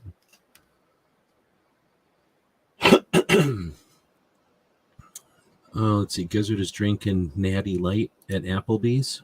It's kind of late. Gizzard's probably sleeping by now. There's Hillbilly Show. He was streaming the Georgia Shooting Connection show, which I appreciate because I don't subscribe to Georgia Shooting Connection. It's all it used to be right on, they did everything when other people were doing stuff, so I just never subscribed to them. But now I don't bother because you or other people will restream them. So anyway, I was watching this, and pretty interesting show. We've got a lot of people in our community, right? And these guys are hardcore into reloading. And I don't know how long this show's been going, but I know for a good chunk of years, like it's been going on for a while. And that being said, reloading as a topic, I could go back to 2006 and go through Internet Archives and bring up chunks of our forum back then, because there was no live stuff yet. It was still forums back then. But I could bring up chunks of our forum where we essentially were having very, very similar conversations. Tonight, everybody was talking about lead, smelting, different calibers, literally the same conversations over and over and over and over and over throughout time. Why? Lots of reasons. One, it's in the information exists. It's not like disputable. Like 45 is better than 9. No one has to debate that. 45 is this diameter. 9mm is that diameter. Like these are just facts. So it's not like it's evolving. The only thing that really evolves is new loads and maybe, new caliber once in a while. But essentially, there's a lot of core and then a little bit of extra added stuff. But a lot of it is just core data. And it's ballistics and it's chemistry and it's all the different, it's physics and stuff. So it's like hard boundary rules, right? And then there's just the pressures that'll fit into certain calibers or guns and stuff. So these conversations are fairly similar over time, but what's different is the people, of course. Now, these are not young dudes, so they existed back in the day, but I'm assuming they're not the same people that were on the forums back in 2000, because in 2000, you had to be a bit of a tech person. You had to have the time and the inclination to go on this thing called the internet at a time when it wasn't, really common. Now it's different. And what are you going to do? Go to the store and talk to your friend about reloading? You got one person you can talk to. If you go online and talk about reloading every Friday, well, now you've got dozens and dozens, if not hundreds of people you can talk to. So, the people have changed. The conversation stays the same. And that's when I talk about cycles and stuff. That's how you experience those cycles, is after a few weeks of watching a show like this, you go, yep, that's the same conversations. It's just these are different people. They're having it in different ways. And then, of course, the Georgia Shooting Connection barbecue, or Hillbilly saying it's 5 years old, at least. So that's an entity that has had the, what do you call it? Like the growth or the evolution of 5 years of conversation. Gun Channels was 7 years when we pulled the plug on it. So we didn't have a goal of saying, like, here's the conversations you're going to have on gun channels. On Thursdays, you're going to talk about this. On Fridays, you're going to talk about this. Instead, we just built gun channels as an alternative way for people to have conversations online in primarily the live ways. There's lots of different ways to go live, but also in different ways. So the conversations over at gun channels also went to reloading here and there occasionally, but because it wasn't, focused on reloading, we had lots and lots of conversations. Reloading was just one of them. So anyway, I just wanted to say thanks to Hillbilly, thanks to everybody on Georgia Shooting Connection, and the folks that were on this evening, just to give me something to do. I was doing the knife show. I was prepping for the knife show while you guys were live, and then I guess I wasn't prepping this show, but I would have been prepping this show. Normally, I'm prepping this show when I'm watching Georgia Shooting Connection, but I also don't watch it or on the regular, because it's on the same time as one of my favorite military interview shows. And if they're doing something, it's not hard to find something more interesting than reloading for me. Sorry. But, today it was some guy from the CIA, and I could care less. I'll watch that on Tuesday or Thursday. I could care less about watching that. But if they're going to have like a Vietnam era Green Beret, I'm watching that live. There's no way I'm watching something else besides that.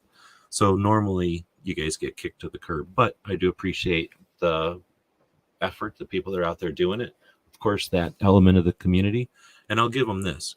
In 2006, I don't mean to belittle nothing. I mean, this is just the facts of life. We're not robots, so we're not the Borg. We don't have one hobby our whole lives. So people are going to evolve and change and move on, right? Groups are going to change and evolve and all that. But what's different about 2024 than it was in 2000 and whatever it was, 6 or 9? I think it was probably 2004 to 2009 that we ran Gun Chat, which was our forum back in the day.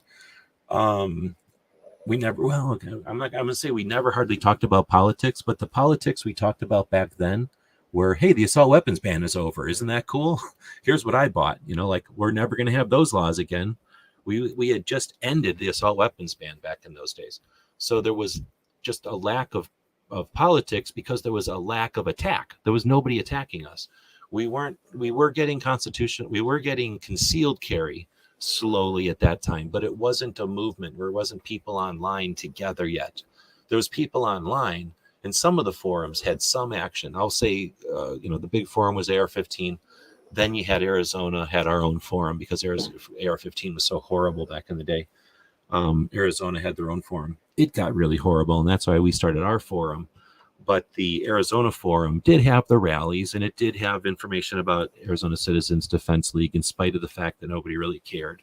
It wasn't popular. It was just, a place to post it. And it was a factor in the growth of Arizona Citizens Defense League to some extent. So, like I say, I don't want to say it was an empty of politics or of awareness of our rights back then. But in 2024, people are aware of our rights. They're aware that if we do nothing, our rights dissolve. They erode due to the inclination of people who hate our rights. So we know that we can't just stand there and do nothing anymore. So even a conversation like tonight on the Georgia Shooting Connection, I mean, I can't think of a specific thing, but each of these people who are in it now, these brains, these humans that are in there, they're aware of Second Amendment issues like we never were back in the 2000s because we've been abused nationally and internationally quite a bit over the years since then. And then I'll also say, since I'm chatting them up, there's very few shows out there that have any amount of interest or not just interest, but actually spending time talking about faith and their faith. And I got to respect the Georgia Shooting Connection for adding that element to the show and then putting it there, because there's a bunch of people who will vocally give you shit anytime you bring up any kind of faith. I think there's a lack of reverence, and I think it's cool to see shows that, you don't have to agree with it, but that are exercising their First Amendment right to talk about their religious interests or their religious rights, I guess you could say. I don't really think of them as rights. I take it for granted that we have those rights, I guess. Guns and Barbecue, once again, posting how they censoring you.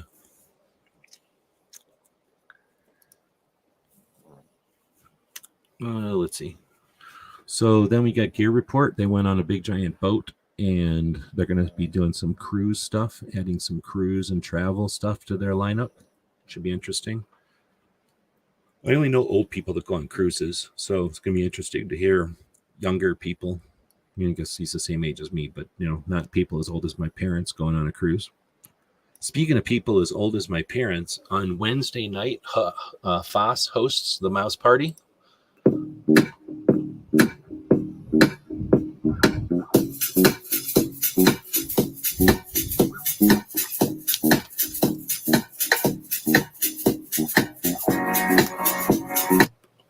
Every Wednesday, no topic, just join in, be part of the conversation.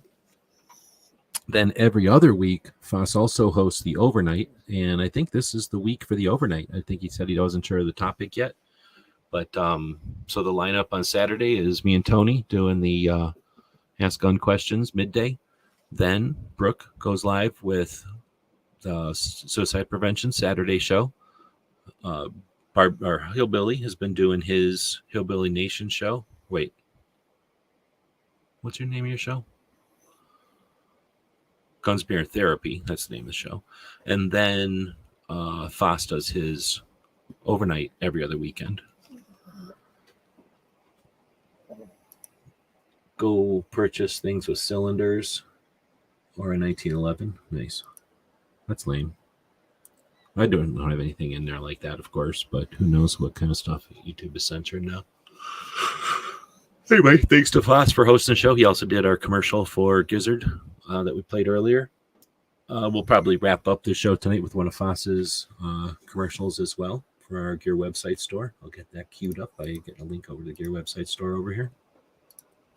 Let's see. Our friend Reverend Ken Blanchard has done lots of things over the years, and one of the things he's been doing with his guitar playing is kind of start up other channels, and this is another update / inspirational message that you can do what you want, man. We live in a world of choices and individual freedom, and it's nice, it's great when we can work together, for sure. We need to stand in, I don't want to say lockstep, but we do need to be able to stand in lockstep, right? We should have the ability to stand in lockstep, even if we don't all agree and all do it at the same time. We should understand how to form ranks. We should know how to get together and march when necessary. And again, we have enough of us that we don't all have to do it like drones. And I think Ken is a great example of someone who's doing what he feels like doing, reacting how he wants to react. Again, as a man of faith, as a man who's been Second Amendment advocate. He's one of the people that inspired me, him, Rick Ector. Really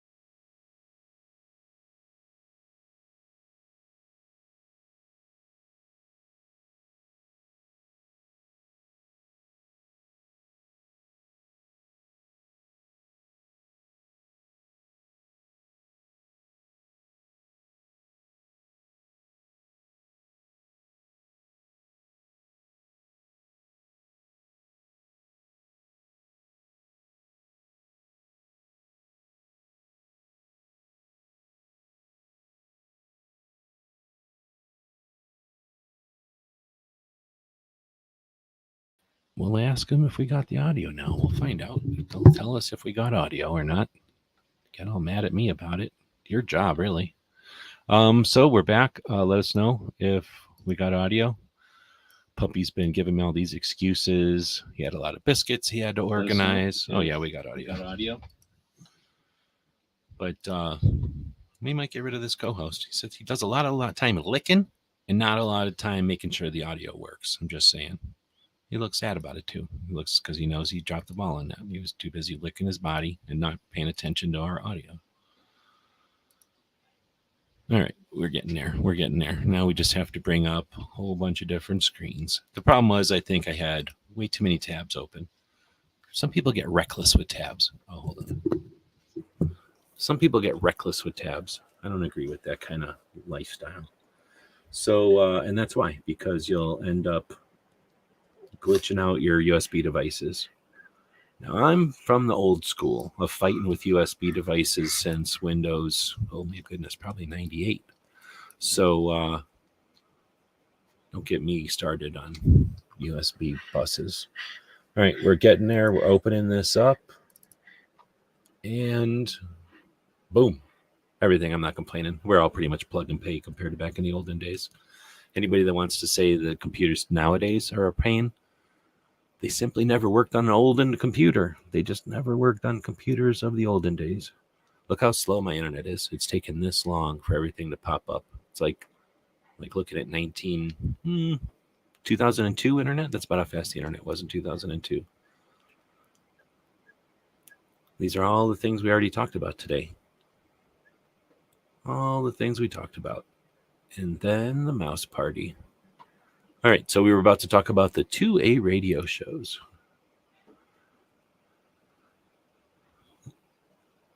Okay, we're back now. Yeah, I'm just looking at old comments. Okay, so a couple of radio shows that we listened to. One of them is from Cape Gun Works. Look how licky he's getting. All right, you're going down, buddy. You're going down. He either wants something to drink or he wants to POTTY, which I thought I probably should have done before the show. And now that we've been gone for an hour and a half, but he is drinking water, so maybe he just wanted some water. Thanks for the feedback. Excuse me.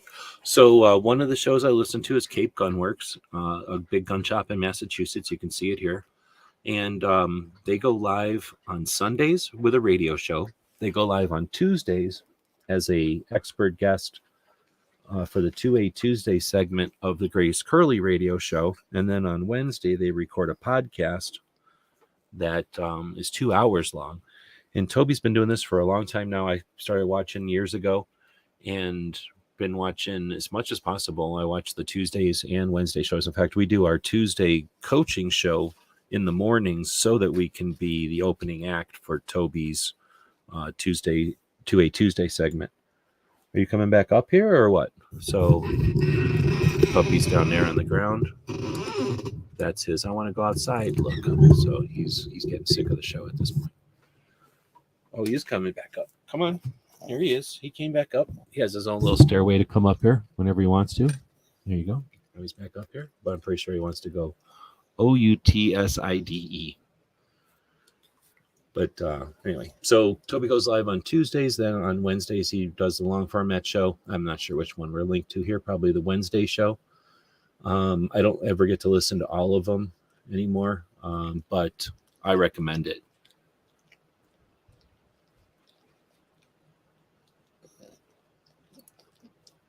No, you're still not back. When you get back, talk about radio shows. What? Are you serious?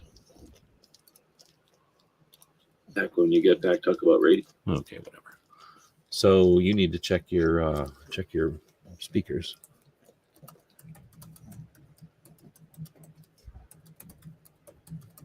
In case he isn't listening.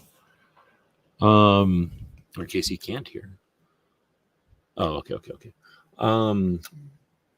Let's see. So, dang it, dude. I forgot what I was saying. Something about Toby on Wednesdays, maybe? Toby's good. Oh, I was saying that he's good at, I'll just ignore bullshit. Like, if somebody's trolling, I'll just delete them and ignore it. But Toby will usually take it on. Like, he'll take the challenge of a weird comment or just a straight troll comment, and usually comes up with an interesting way to approach it. So I always found that pretty interesting. And it's not like he does it in such a way like a comic who takes hecklers and now that encourages heckling. Like he does it in a way that doesn't encourage people to do it, but it certainly is effective. I always thought I respect him for that.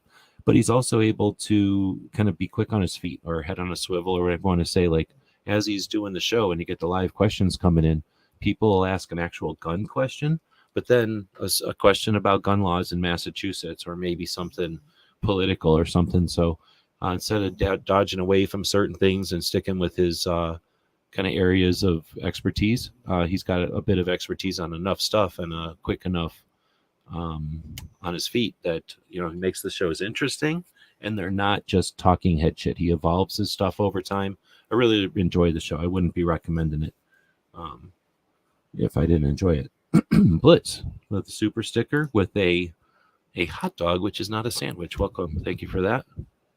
With the tube steak icon. We're having a battle of the super chats today, and Barbecue's slaughtering everyone with his size of super chats. But I think at this point we have 3 different super chats coming in. That's super cool. Oh, you know what? I just thought of something. And I think I'm going to be able to figure out how to make a cool thing happen. And I'm going to offer this for free, if it works, for free to everyone else to use. Now, it can be abused, and I'm not going to talk about it until it's not possible for anybody to abuse it. But let me just really quick, oh wait, I might know another way to do it. No, I don't. So let me real quick, dang it.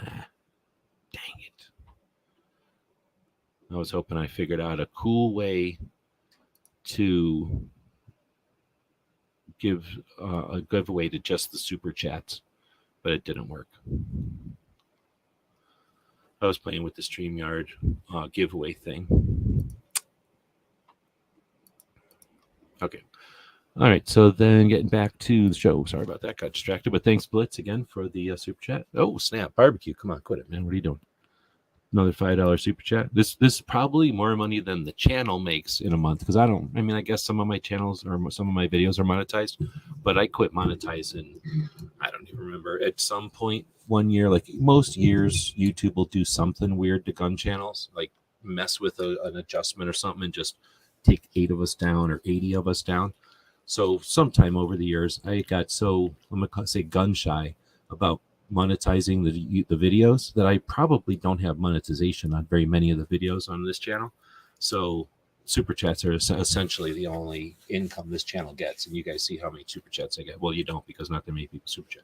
But this is probably as much money as the channel made in a month. So it's pretty neat. Thanks. Most of that's from barbecue. What did they just break? Oh, a plastic fork. That's okay. But again, thanks for that. Having some fun. You know what else is cool? You can upscore super chats. So I don't know if barbecue was around when I figured that out, but let me bring this over. You can thumb up super chats. Like I just thumbed up barbecue's super chats. You could do a thing where, what is this? Look at that. He replied to that super chat. I didn't know you could do that. That's cool. How did you reply to that super chat, dude? By just @ing him? Or did you do something extra? Anyway, that's super cool. But I know that you could thumb up super chats. So you could do a thing that says everybody that super chats is in the running, and then whoever gets the most thumbs up wins. See what I'm saying? So right now, barbecue has got like 100 entries. But if we look, I guess you can't thumb up a super sticker. So sorry about that. But thanks. So now we can see this one has 4 thumbs. 1, 2, and 2. 2, 3, and 2. So if 2 people were to thumb up Hillbilly's super chat, he'd be winning on the thumbs up. See what I'm saying? There's a couple of different ways that YouTube has let us kind of play with super chats. And people that don't give a shit, people that just like take super chats for granted, will just be like, ignore the super chats, right? Or just say like, hey, somebody super chatted a question, and then just, give you an answer to your question or whatever.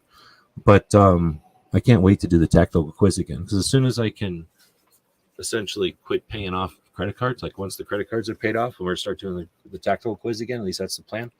We're going to start playing this tactical quiz again. You don't even know how fun the tactical quiz is going to be once I can start playing it again.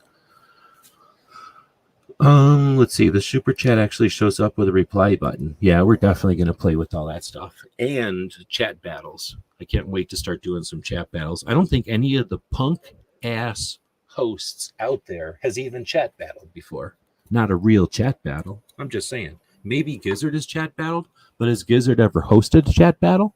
I don't think so. I don't even think the punk chatters these days even know what a chat battle is. But irregardless, we'll keep moving on. So I'd highly recommend listening to Cape Gunworks' shows. They're awesome, and I hate to say behind enemy lines, because that's a bullshit way to think about it. We live in a country, and we all have a stake in this shit. And if you think of somebody else somewhere else, you're a dumbass. The best scenario here, the best way to think about this, is we're in this boat, and the hole is underneath of them, so they're getting the water, but we're all sinking. So to laugh at the person who's sitting next to the hole in the boat is a dumbass way to be. We should all be figuring out ways to give them better cups and a cork so that they can get rid of the issue, instead of us giving them shit that the issue is happening under their feet. Oh my goodness, he just said it. I have no idea what a chat battle is. Oh my goodness. We'll have some chat battles. Essentially, a chat battle is where I would jump into two different live chats that were happening, especially when they were corking each other. Because for a while there, people actually respected the live chat, and respected the audiences. You know what I'm saying? Because it's the audiences who suffer here. But when you got two chats happening at the same time, we all know that's a quark, and that's essentially a douche move, right? It's the kind of thing that only an a-hole is going to do. So sometimes it happened because, like the reloading chat, there's a whole bunch of reloaders, but then there's a whole bunch of people that, I don't know, who was against the reloading chat? I forget. Let's say Gizzard. There's like a bunch of Gizzard people who like knives or something. It's not like they hate each other. They just don't, their circles aren't touching each other. So they were happening at the same time. They're not really quarking each other, but they are for some people who want to watch both things, right? But what I would do is jump into both chats, especially when StreamYard started letting us do this. I would jump into both chats and then do a trivia thing or something, usually a trivia game of some sort. And then depending on whose chats I was in, some people could hang with real questions and other people had to have little baby training wheel questions. But we would do a chat battle, and then both live chats would have audiences. Sometimes it was the same people, but often different audiences. And then they were different people in the chats. And then the chats would fight it out to the death. And only two chats would enter and one chat would leave. It was the time when chats were chats and women were women. Something like that. I forget how it actually went down. But that's basically what a chat battle is. It was pretty fun. I think we had maybe, was it 13 chat battles altogether? Kind of depends what you call an official chat battle or not. Did I ever make a tactical quiz channel? I don't know if I made a channel or not, but somewhere I've archived some of the chat battles. You can ask the old timers from the Gun Channels days what a chat battle is. Some of them will act like, I don't know what it is, because they got their asses handed to them every time they were in one. And then other people will talk fondly about the chat battle because they're victors. You know what I mean? So you'll see. We'll have some more chat battles. Like I say, if I had 3 times as many Patreons, I'd be done. We're done. Like, we can have chat battles every week. But I'm still treading water a little bit. We'll get rid of the bills, and then it'll be a different story. You can never know when you're getting rid of your bills. You can try, and then taxes happen. You can try, and then you got to fix something on the roof. You know what I mean? That's how bills happen, right? So I'm slaughtering them right now. They're getting killed. We just had the knife sales today, so that helped a lot. $160 worth of knife sales tonight. That was pretty awesome. I mean, technically, I should probably paid $100 for those, but still, it's money coming in. Anyhow, I'll keep moving. So then we got the Gun Owners Radio, which is San Diego County Gun Owners. That's an organization in Southern California, San Diego County specifically. So essentially Southern California, where all the population is. A couple of things that are interesting. One, they do a radio show every Sunday, and they go live on the radio in Southern Arizona or Southern California, and they stream it on YouTube. Fairly recently, they've started, like Cape Gunworks, paying attention to the people out here, Mr. Knives, Mike White. Oh man, I should think of some. There's actually a whole community of people that watch that show now. It's just that they're new to me. I'm only familiar with Mr. Knives and Mike White. The other people I'm getting to know, though, because they show up. People in California, have to band together to some extent, because a lot of ways they're fighting for it on their own, and people keep booking out of there, so their numbers dwindle. They don't get very many people from out of state helping them out or paying attention. Any case, this is a great show because it brings people together. Happens on the radio, happens on YouTube, and it's interactive.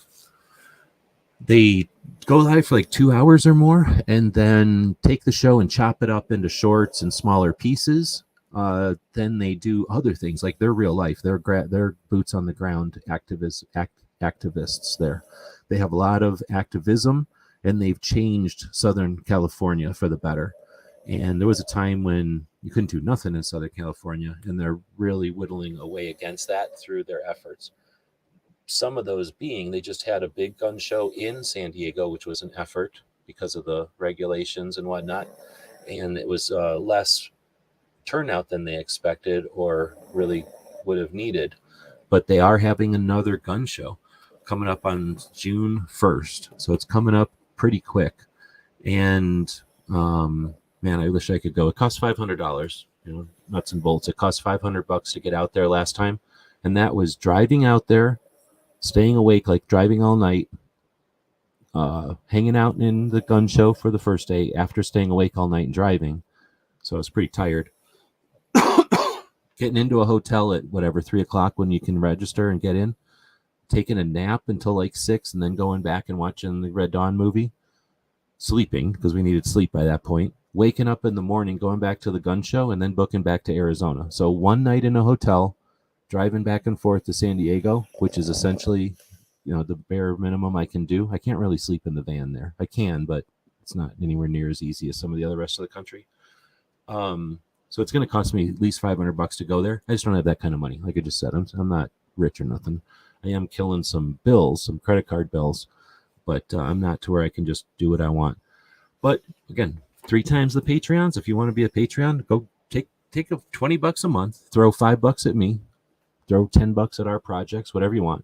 Take the rest of that 20 and go look on Patreon for things that you find interesting. I like mushroom farms. I think mushrooms are an awesome renewable version of protein that anybody can grow. It's a great supplement to any kind of diet, whatever you like to eat. You can add mushrooms to it. Eat a big ass fucking steak with mushrooms on it. Guess what? You can grow those mushrooms and have delicious, nutritious mushrooms. You want to have some kind of crazy, weird, extreme diet? I bet you mushrooms are on it. Like mushrooms are protein. They're super easy to grow. They're like sprouts. Sprouts are another thing. Super easy to grow. You want to be self-sustaining. You want to live through chaos. Learn how to grow mushrooms. Learn how to grow sprouts. Seriously, those little easy to grow things. It's like the difference between being a dumbass and trying to catch a fish when you're in need, or using a fish trap, like knowing how to trap a fish. Like ideally, you don't do a lot of work and you get a lot of return, right? So anyway, I really like those kind of projects. And on Patreon, there's some people out there working on farms or ways you can, send something to somebody like a bucket or something and it grows mushrooms. So I like to support things like that. It's not always gun stuff. So there might be all kinds of things you like on Patreon. I'm going to encourage you to take $20 a month and throw $2 here, $5 here, $3 here, $4 here. Spend $20 a month as an entrepreneur, as a venture capitalist. Support entrepreneurs as a capitalist, right? And do that for 5 months. And that's serious money. You give me $5 for 5 months. That's $25 I can bank on. I'm paying a bill with that. I don't have that many bills. So I appreciate that. That's a bill. I can start doing stuff again when I get people helping me out like that. There's other people, like I say, doing all kinds of things. See if after 5 months of doing that, if that $100 was valuable to you. If you got return on stuff that you're personally involved with better than paying it to Hollywood or fucking Amazon or whoever to watch some dumb Hollywood movie full of bullshit you don't even like. So that's why I like Patreon. People drag on it. No, it's not perfect. It doesn't do what I want. You know what? Patreon is pretty freaking cool. It's allowed us to do some amazing projects. They're pretty pro-gun. They're a really cool thing for venture capitalists. Anyway, I don't know what we got on that, but go check it out. Let's see. But it says, I remember the days almost a decade ago when you would be on Yankee chat, pissing off half the chat. Yeah, well, I have real opinions and I don't get paid by somebody, and I've actually done shit before, so I don't theoretically think about stuff. I listened to some guy, oh man, what show was that on? Somebody was like giving me all these reasons why technically this M1 carbine was the optimal firearm for blah blah blah. And honestly, the M1 carbine's optimal. The only thing it's optimal for is looking cool in a picture. So almost an ineffective gun. So anybody that thinks they're great guns has not shot them very often. But anyway, without getting into things, yeah, I'm not looking for the cheers of people who just want to hear you repeat the same thing over and over again, for sure. And at the same time, I'm not looking to contradict everything that's out there unless it's bullshit. Those kind of mushrooms are hallucinogenic, and those kind of mushrooms, barbecue saying last time I ate mushrooms I saw a bunch of weird colors and shapes and people had giant balloon heads. Hallucinations for mushrooms, a lot of people disregard it or laugh at it, but actually when we were talking earlier about the 2 out of 3 deaths two out of three deaths with a firearm are from suicide. One of the ways that we get to the mitigating factors or the root causes that would create the need for someone or the situation for someone to choose that option come from is this the right word? Like non-addressed mental health concerns. And one of the ways that people are addressing those are with microdoses of hallucinogenic mushrooms. There's lots of shows on that. There's other things that you can hallucinate from quickly. Plants, I think they're plants. Pretty sure they're plants, but they're powders or something. It's in South America from the jungles or from a tree frog or something, and you can hallucinate very quickly or very intensely. I think there's some other things I don't really pay attention to, but I've listened to a lot of the conversations, and they don't get into the technicalities because either they're, if it's like the droppings of a tree frog, how are you going to make that illegal in the United States? It's not like it's a illegal drug, but at the same time, it's not a common recreational drug. So I don't really pay attention to the things they're talking about. But the concept that by, I think, essentially dropping all your barriers or dropping all your whatever, dropping a lot of the stuff that comes off the shells or the layers or whatever that happens when somebody hallucinates, and then quickly come right back from it. I think it seems as though there's a lot of potential there. And so, we're kind of laughing at it, but mushrooms are amazing. Mushrooms are they're massive entities on the planet Earth. They're not plants. They're not animals, right? Just like an insect isn't an animal. It's a separate thing. Mushrooms are their own thing. Funguses are different. Slimes and other funguses are a little bit different still.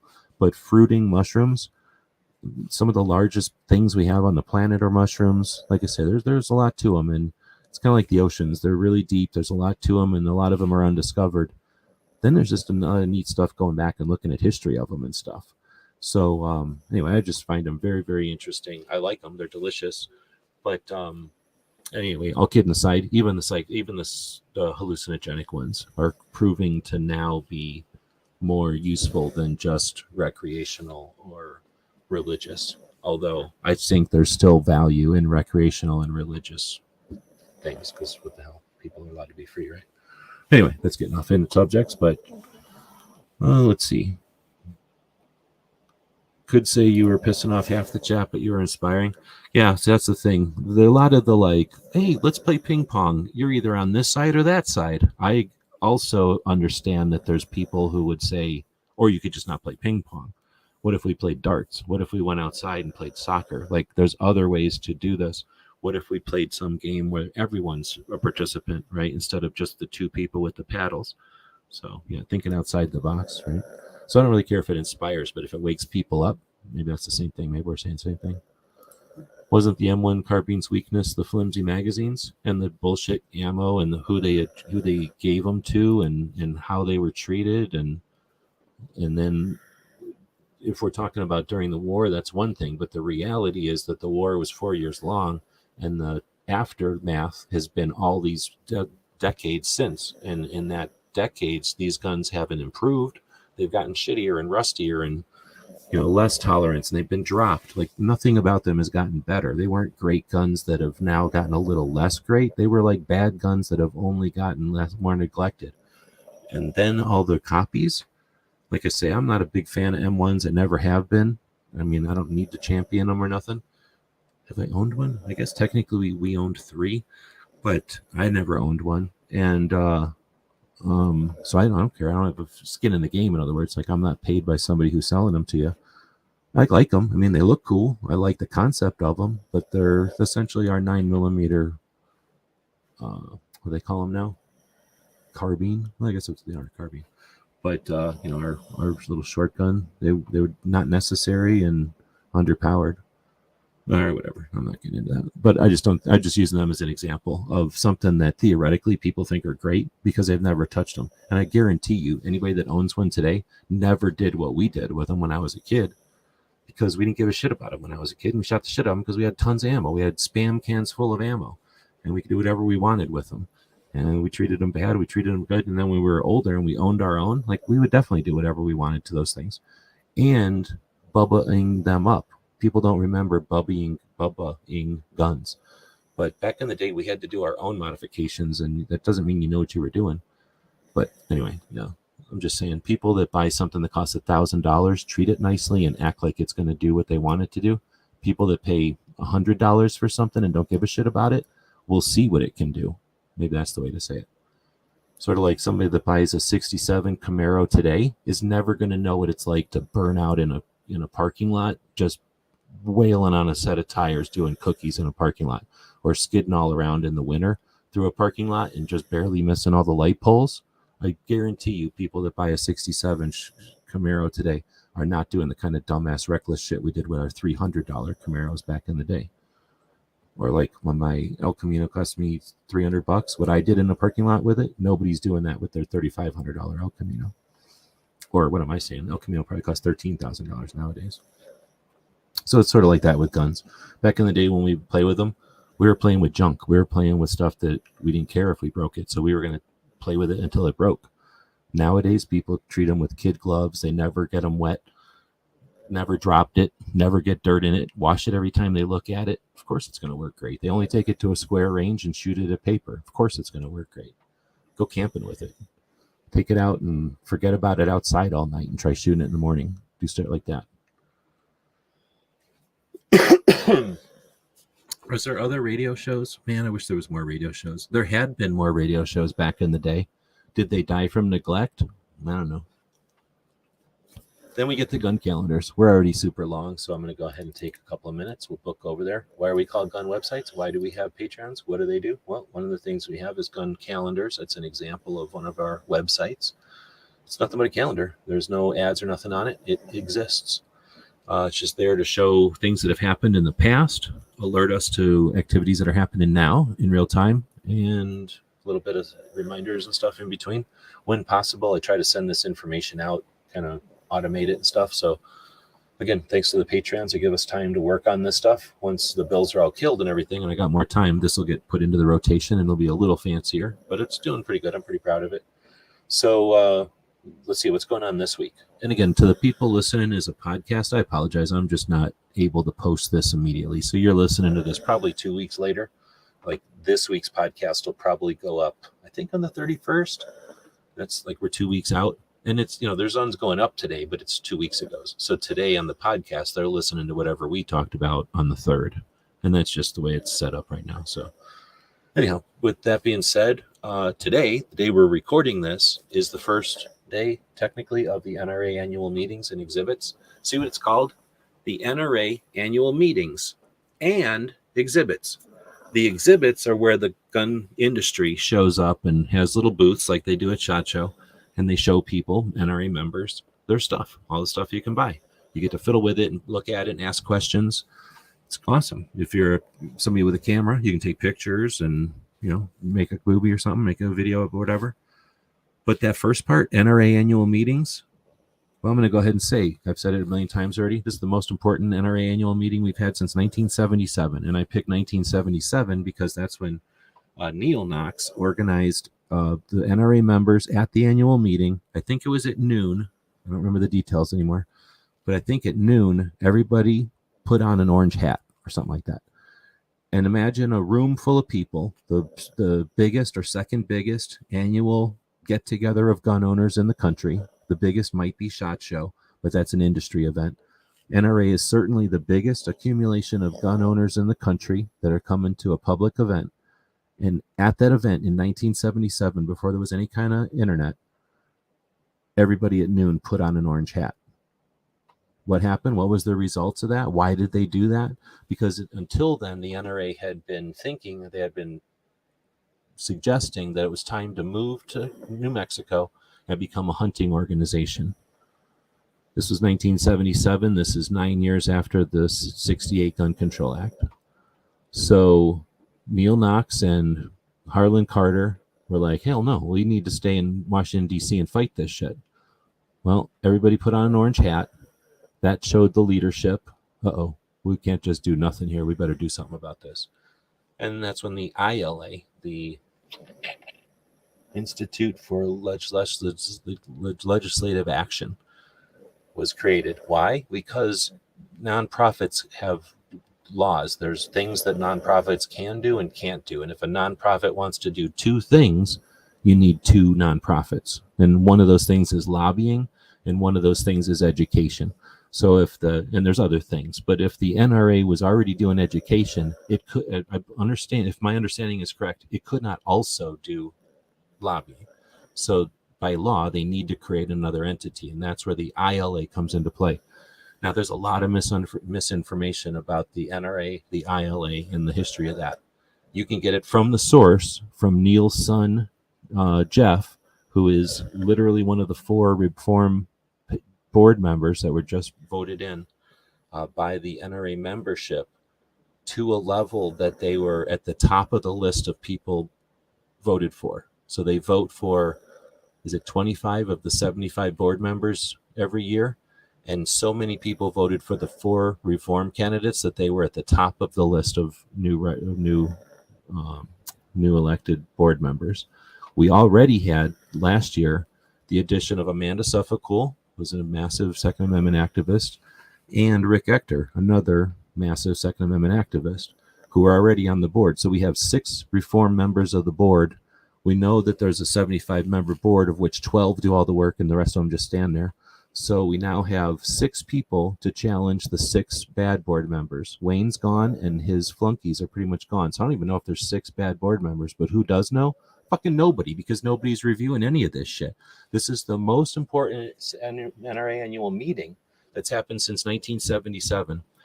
The close second would be 2019, when a hell of a lot of people showed up and did shit while the annual meeting was going on Saturday afternoon in the room. The only people that were there were Pincus, Jeff Knox, and a couple of 6 other people. And all the people that everybody bitches about said the public meeting should be private. We shouldn't let people in here. We shouldn't let these people say stuff.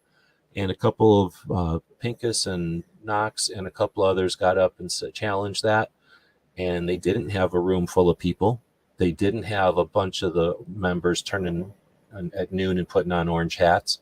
So they got pushed out of the room, and nothing much happened in 2019. Obviously, I don't have to mention what happened since. And a bunch of people who'd rather you paid $30 to their organization, or would rather, I guess, feel justified in saying, see, I told you so. They all sat around and did squat while the NRA took a shit ton of abuse and whatever because of the couple of dinguses in charge. It's a membership organization. We've got board members who were newly elected based on those membership, and we got a shit ton of people that are ignoring it. In fact, all the people that are attending it, do you know any that are going to be attending the annual meetings? I'll keep harping on it. insist that the organizations do everything for us and that they are perfect. They have to be perfect, or we abandon them. It's arrogant and dumbass. If our kids said everything has to be perfect or we're not going to try, would we allow them to grow up that way? So why are we behaving like this? Why are we allowing our community to have these dumbass things? Like, who are the thought leaders that are suggesting that the NRA has to be perfect or it has to be ostracized? If we can't figure out how to pick up and do things on our own, we're vulnerable to those who will pick it up and do it. And obviously the people that are willing to get to the other side. So we're leaving so much on the table here. It's frustrating as shit, but whatever, it's happening. The NRA meetings, you're going to get a bunch of people talking about grip angles, all the new fucking red dot plates that are coming out, whatever new type of crap you can put on a 80%er, or whatever new thing you can slap on an AR, or some kind of a little thing that attaches with a rivet. Yep, you're going to hear about that for the rest of the weekend, maybe 2 more weeks, depending on how much they got paid to talk about it.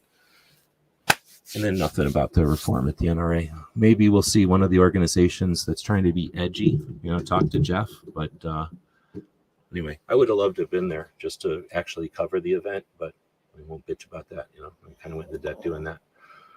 Let's see. But today is also the anniversary, back in 2005, of 100,000 Russian AKs being sold to Venezuela.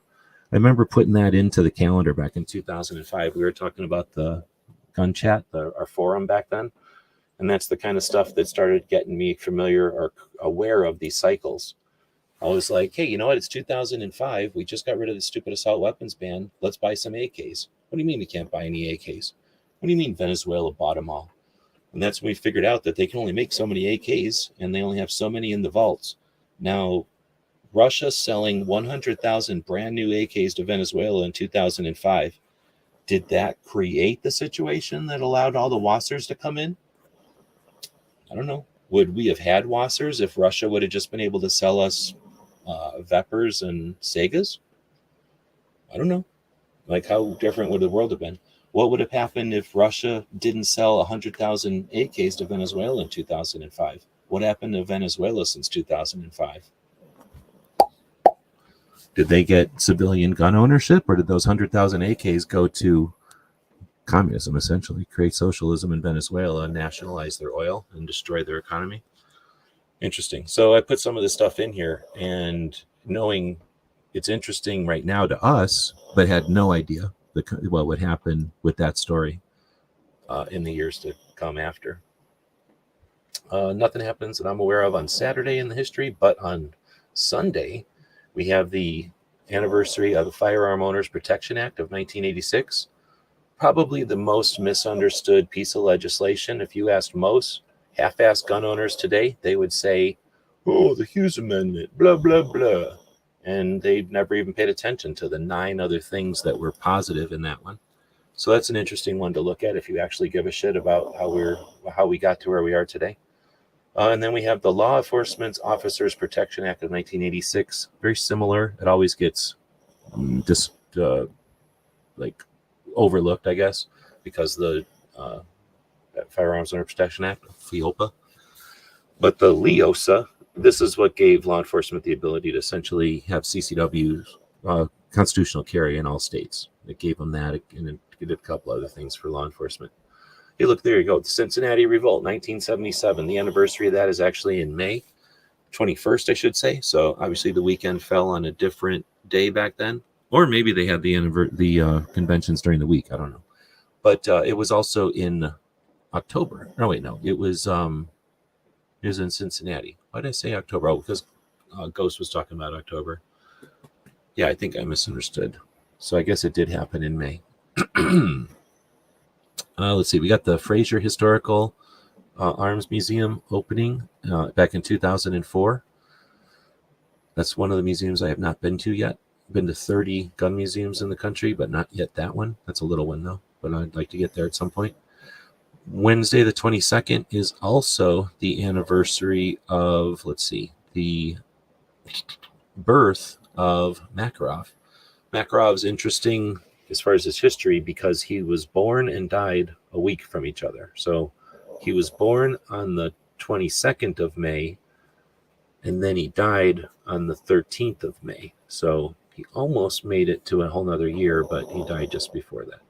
So anyway, Makarov, a lot of people like that little pistol. Very cool little pistol. It's like the AK of pistols. The inventor of that one, born back in the day. Now, if you're listening to this in the future, this has already happened. But for those of us who have not yet, it has not yet happened for, Train and Learn. KD does Train and Learn. This is the 5th year, I think. And this time it's in Georgia.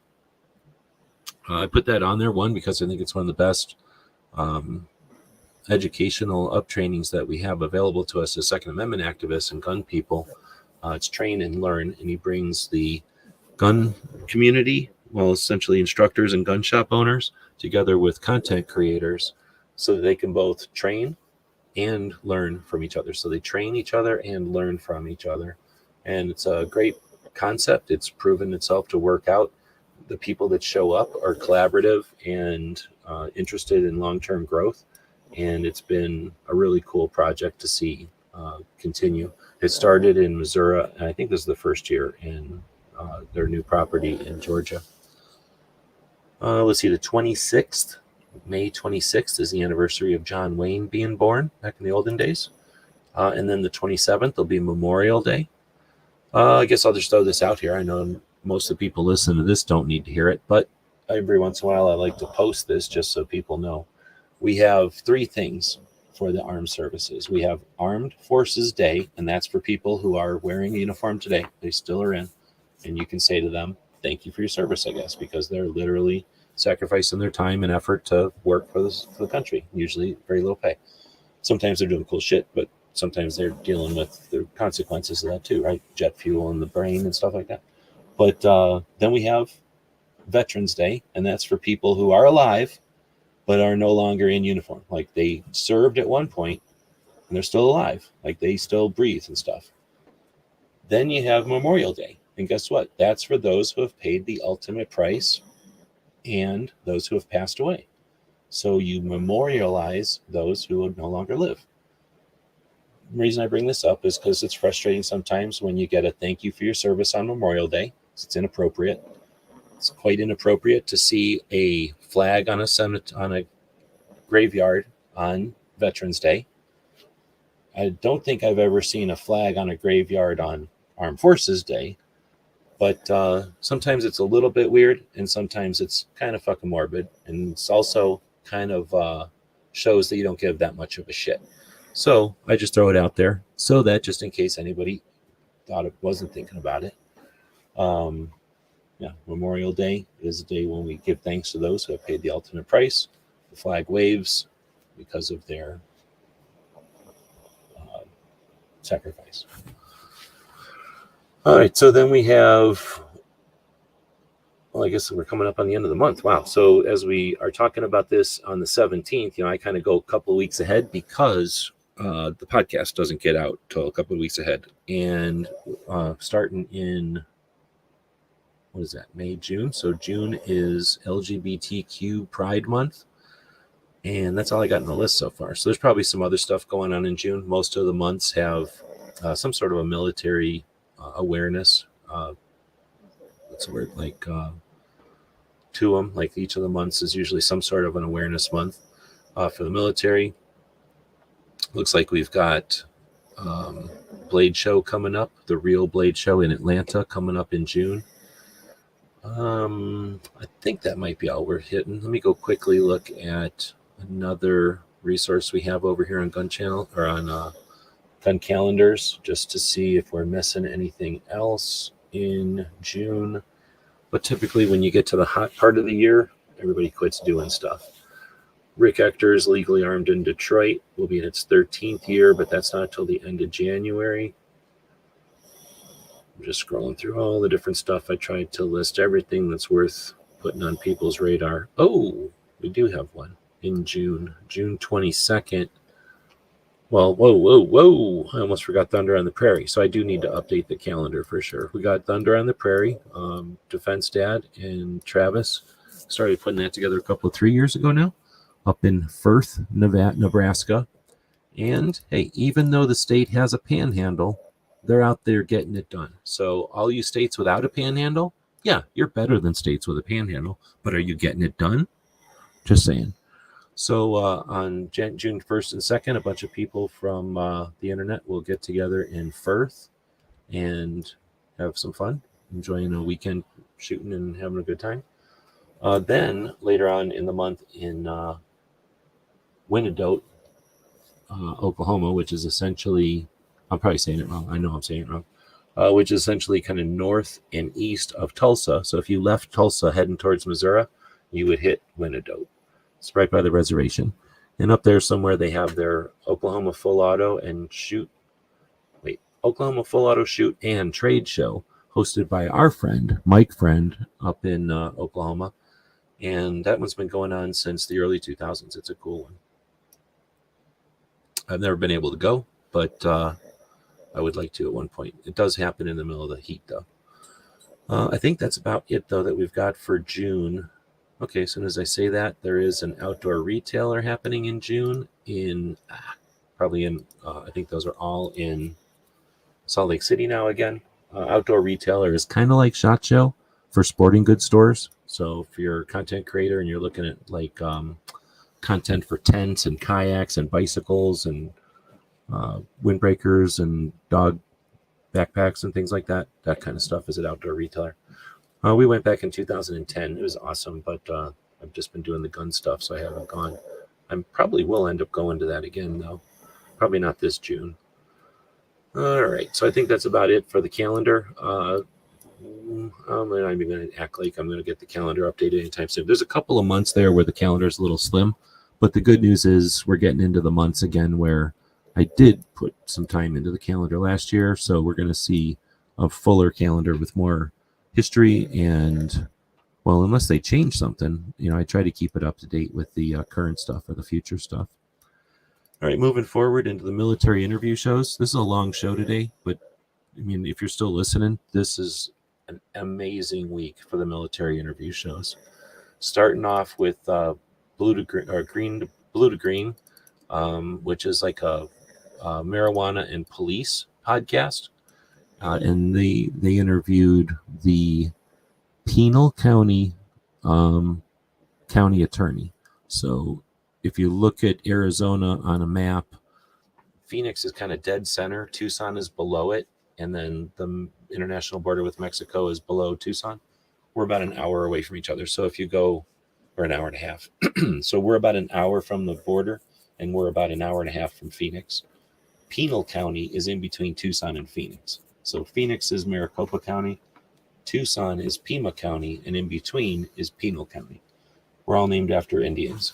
So Pima County is way bigger than the state of Connecticut. Pinal County is almost the size of the state of Connecticut. And I have no idea how big Maricopa County is, but that's two counties in Arizona are bigger than, that's like two Connecticut's, and that's just southern Arizona. So we're way bigger than the East Coast. But this is a huge county. They are treated as a border county, even though they're not on the border, because the Tohono O'odham reservation exists on both sides of the Mexico border, or the international border with Mexico, because it's an independent sovereign nation, of course. So the Tohono O'odham, that reservation goes almost all the way up to I-8, which is essentially Pinal County. So even though they're not in border on the international border, they're essentially a border county, and everything as far as funding and enforcement and everything, they get treated like a border county. They're the only county, I think. There might be one in Texas, but they're one of the only county that's treated as a border county. There's so much stuff going on now. The border issue is different, so different than it was just 5 years ago or 10 years ago.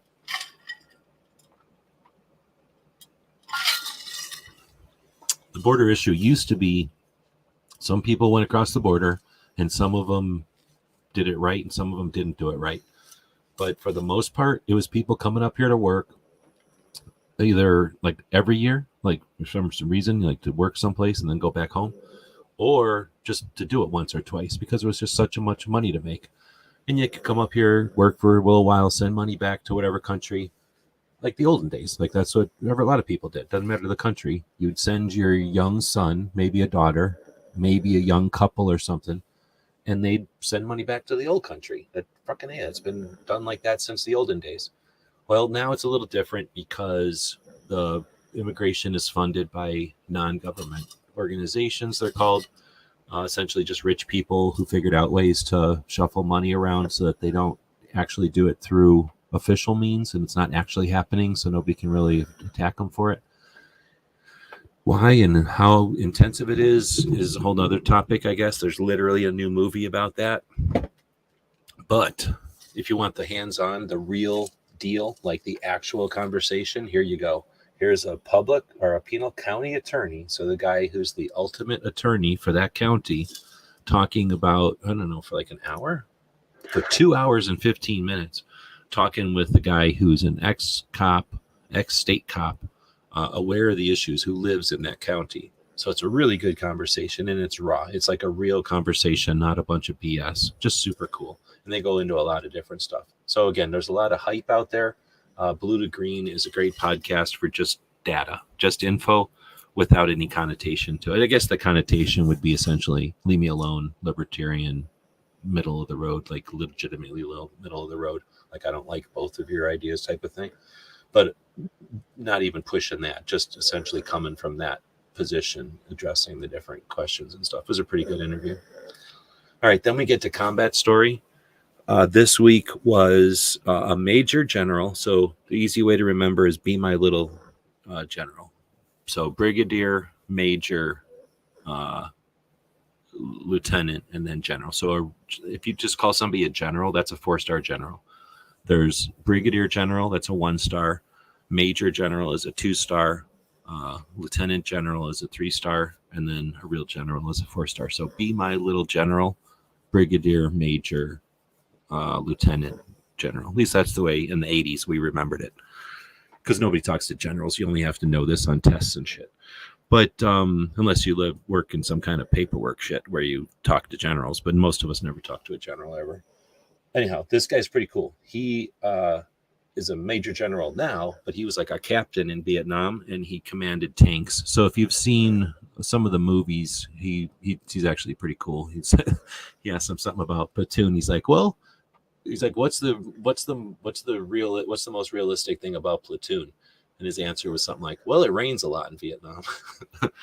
There's a lot of these movies that are garbage. He talked about We Were Soldiers as being like, kind of trying to make it look kind of normal or realistic, but they try to, put a lot of stuff into these movies. But anyway, super, super interesting. This is a long one too. A 2-hour conversation. Very soft spoken. I guess when you command tanks in Vietnam and then become a major general, you've got enough experience that you can just be calm. But just such an interesting. It's kind of raw. I wouldn't listen to this video, this one around kids. He's casually violent as hell. It's really neat listening to Nam people. If you've never had the experience of hanging out with people from Nam, it was a different time. It was a different time and a different way of doing things, and they just got shit done, and it didn't matter if they had the way to do it or not. They just got it done, and you can just do that. I mean, you can just do that.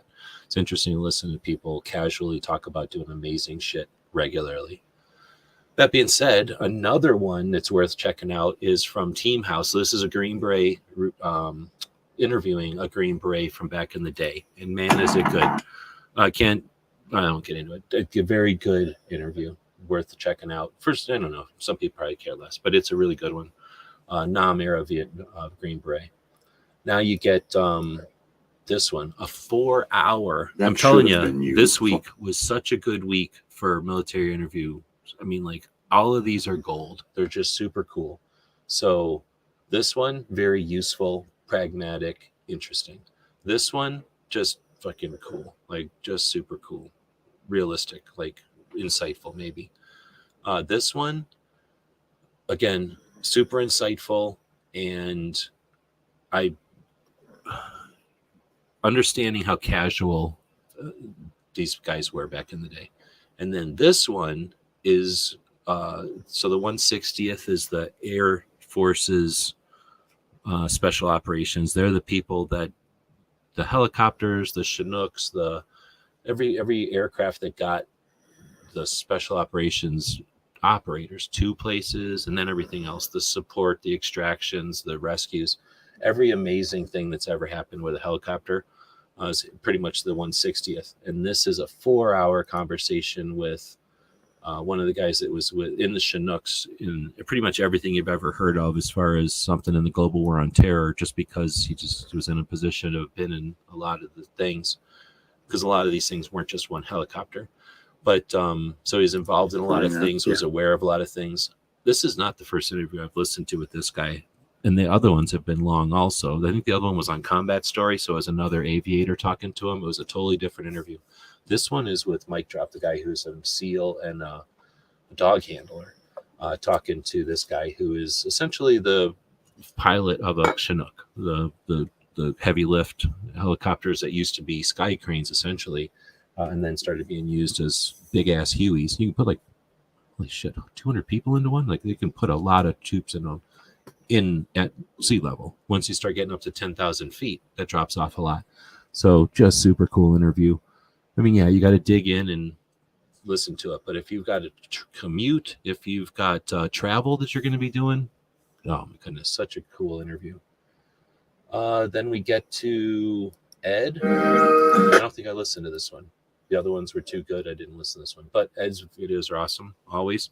This one says part 1. So here's my cheat code.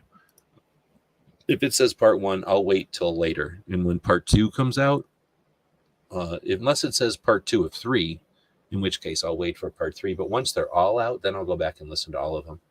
But in 2024, I'm not waiting a week to listen to the rest of nothing. I'll just wait 2 weeks and listen to the whole thing. That's just my opinion. But I haven't listened to this one. It's probably super good, though. Hillbilly says nowadays you can even buy your car insurance from General. Hell yeah. In fact, you can go buy stuff for $1 from a General. All right, so then at the last part of the show, 2 hours later, we start talking about the stuff that we did this week. We've been getting back into the swing of things with Tony doing Ask Gun Questions. He's going to be going to Train and Learn next week. So I think this week we're still good. Although I might be I think I got time. I'm going to be doing another knife show tomorrow, but I'll probably do an hour show and then do my knife show right after. So me and Tony if Tony's around, we'll be doing the show again tomorrow. If you got gun questions, another one of our projects is called Ask Gun Questions. So let's see. If you just type in Ask Gun Questions into the internet, hopefully we get our website there close to the top.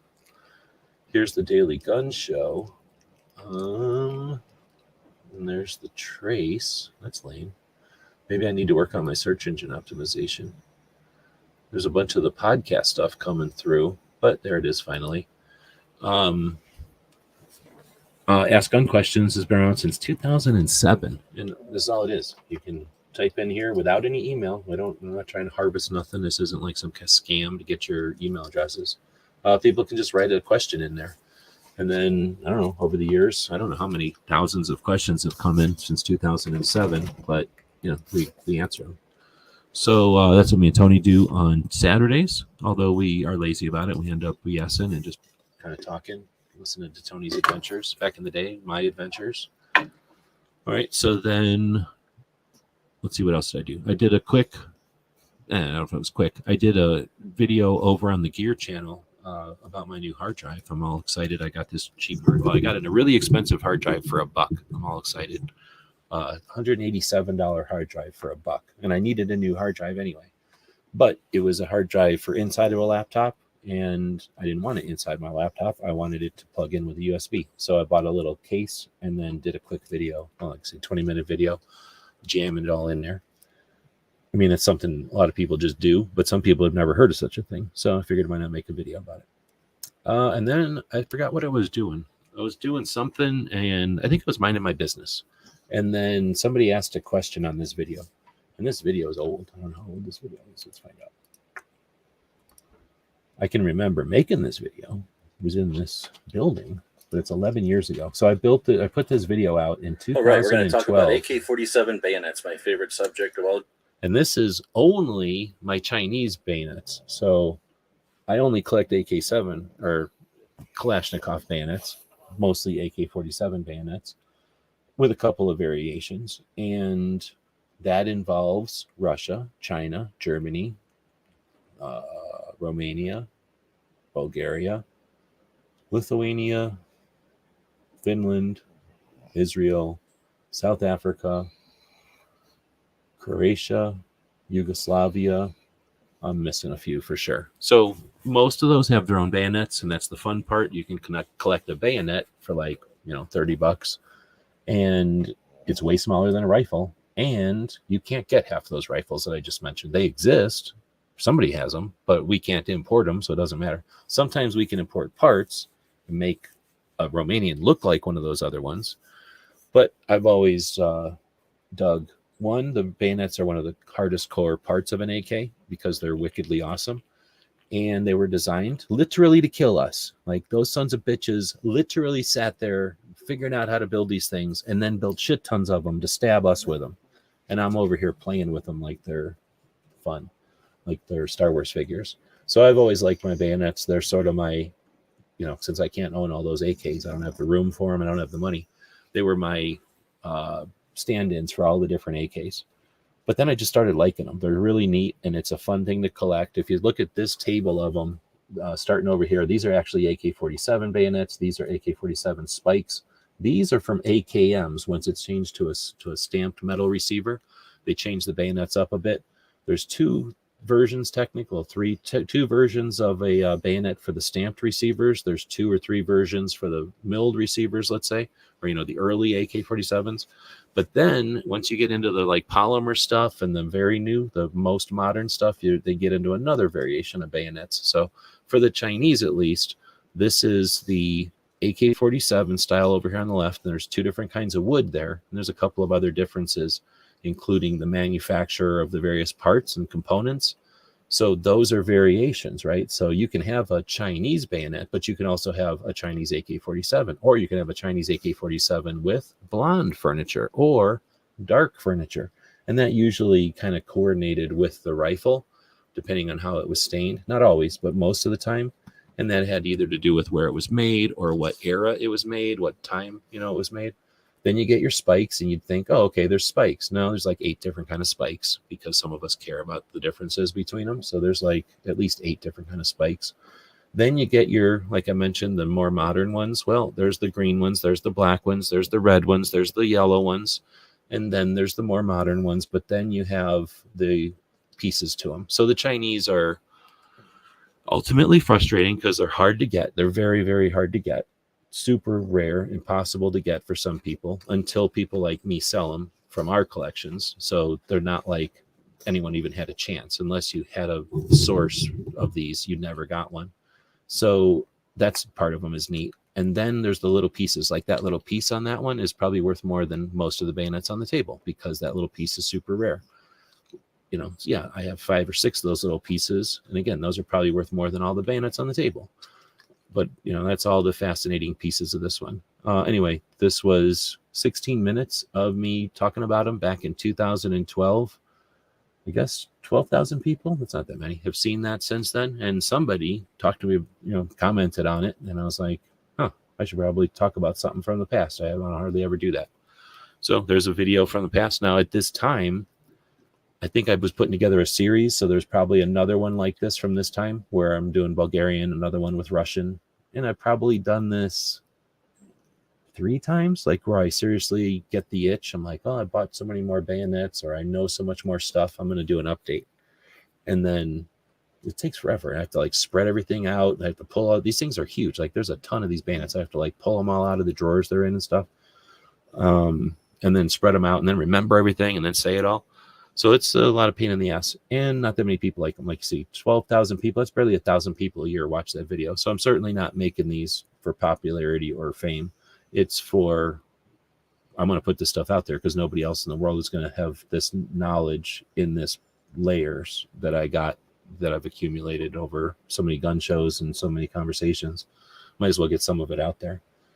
Like I say, some people think there's value there. Some people don't. I don't care. I think it's an interesting facet of the way the internet works, and at least the way our projects have been over the years. All right, I guess that's the end. We just did the knife show. I just mentioned it. I think the audio. Our knife show got kicked off about halfway through, and it's probably because Whatnot lets us play music, and I'm actually getting very used to that. In fact, I was frustrated that I had to turn the music off to start this show. because I finally found a good channel on Stupid Cirrus that actually played a pretty good assortment. It played like Stevie Miller, it was playing Billy Joel. What else was it playing? It was playing some like actually decent, catchy kind of music that wasn't monotonous or lame. Boom. Phantom Santa liked the Bayonet and Ring of Fires. Thanks. Those are some of the more fun things we've researched. Although I've really enjoyed researching the Second Amendment stuff, the laws and the origins of the organizations and the bigger picture there. Which is, I'm saying that because as soon as I have time again, that'll be the first thing I go back to. I got to scratch that itch. It's like a project that's 3/4 of the way done, and I just went broke in the middle.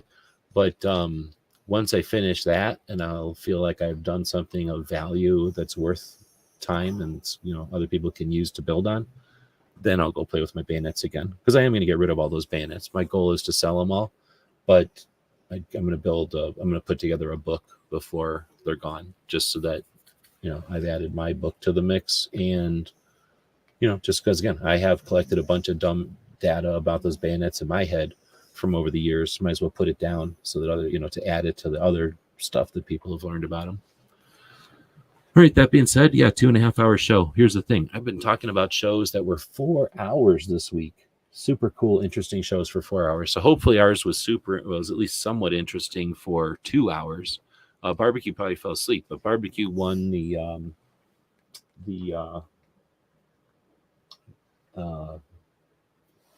Super Chat award tonight.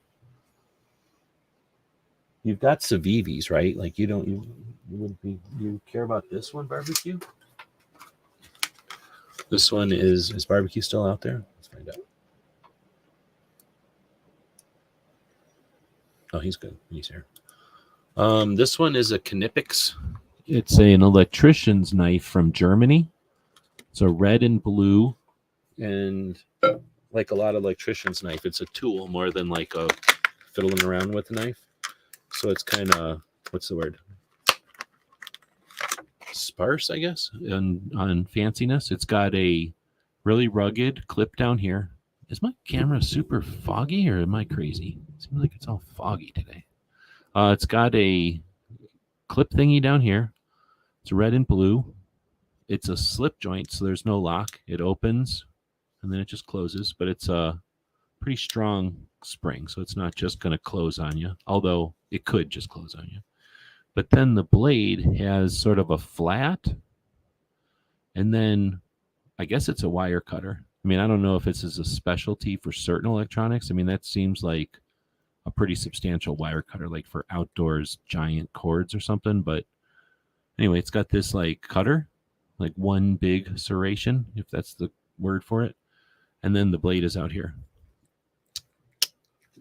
But nobody even flinched with this one at the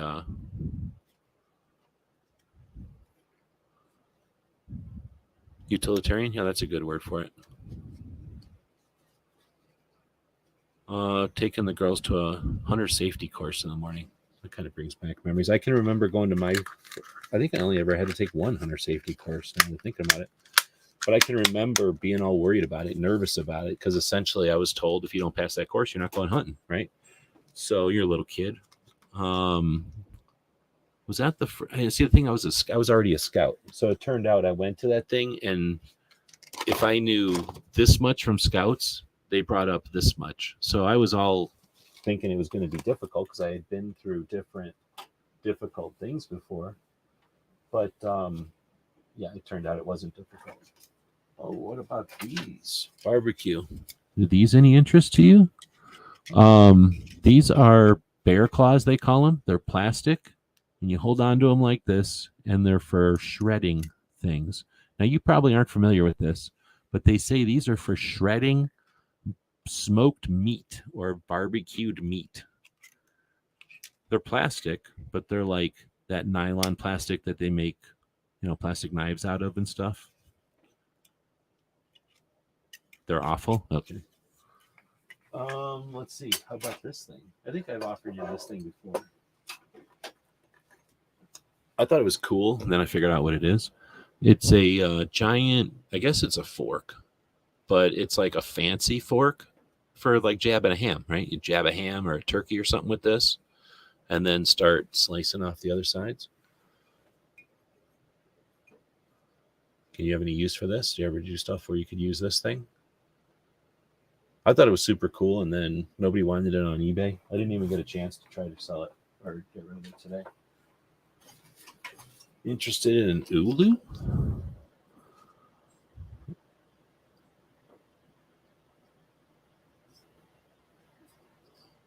Bought one of those. Oh, that spear thing? What about one of these Ulus? This is an Alaskan style knife.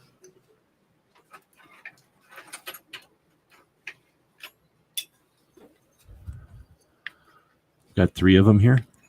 Got one with a multicolor laminate.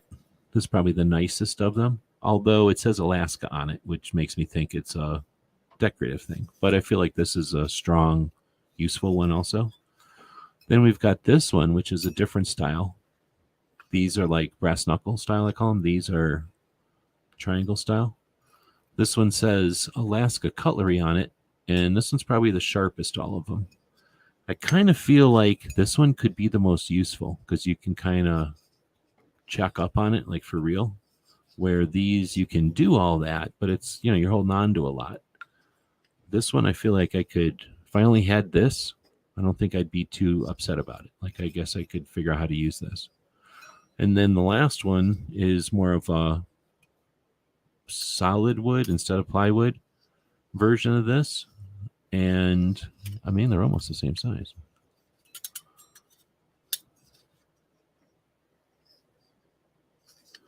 So I don't know if he's saying he's bought one of these. Probably shouldn't do that. That could be dangerous. Those are some Ulus. Everything over there already got sold today. This thing's goofy. You're certainly welcome to this if you want it. Big, heavy. I'm going to go ahead and call it a truck stop knife. It's got a weird pattern on the blade that I don't know what's up with that. I think it's etched.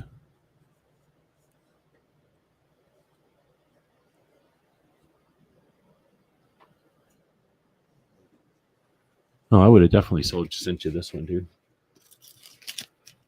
That sticker thing.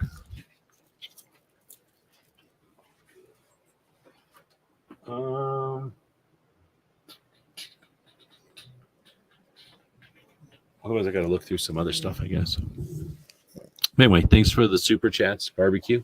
I've gone through some stuff here at the end of the show, but I think, well, this guy's, he's bullying me. See, he's bullying me. I'm being bullied. Now we'll get you something. So we'll wrap this one up then. I'm being bullied by my co-host. He's now standing on me, which is a pretty good indication he's sick of this already. I guess 2.5 hours after an hour worth of knife show was enough for him. So with that, the first one was neat looking. Dang it. Which one was the first one? You mean that electrician's one?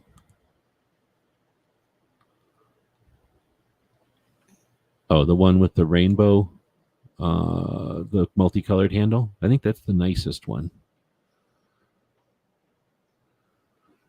Right on. So with that, thanks again to everybody. Thanks for the super chats, but thanks everybody for hanging out. This show occasionally gets like dozens of people. It's weird. I don't normally get dozens of people, especially in the middle of the night, but I have been for the last couple of weeks. But then they don't say anything, and that's super creepy. So we did get a lot of people tonight, and a lot of people were saying stuff. So thanks for the conversation and keeping it interactive. The podcast people might suffer a little bit, but guess what? You can join live and not suffer, or, you know, I guess deal with the long show. Right on. Thanks again, barbecue. I got that last one. And now we'll play one of Voss's commercials. Let me quickly go look since we're this late. Has Brooke posted tomorrow's show yet by any chance?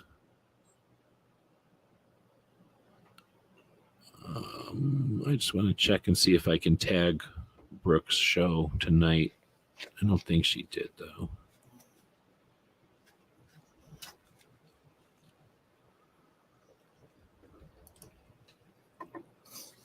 Hey, it's me, your future you. Shut you up. Bad money move.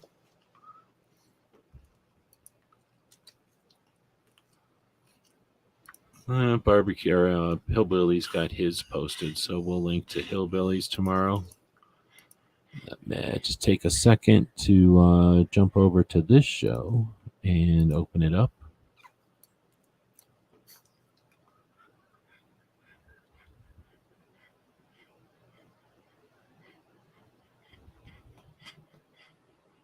Boy, it's taking forever.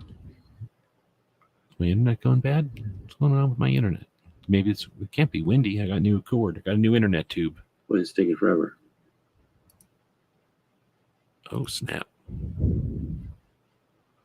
Barbecue throwing another $2 for 2A in there. Finally, can click edit. And then I guess I could just be doing it over here. Once you click edit, look how long it's taking. It's taking forever. Holy moly, it's like a dial-up. Then you click on customization. Luckily, I know where to push on everything. Then you click on redirect. Then find, oh no, wait, Hillbilly. Look what happens. This is why I can't link to Hillbilly.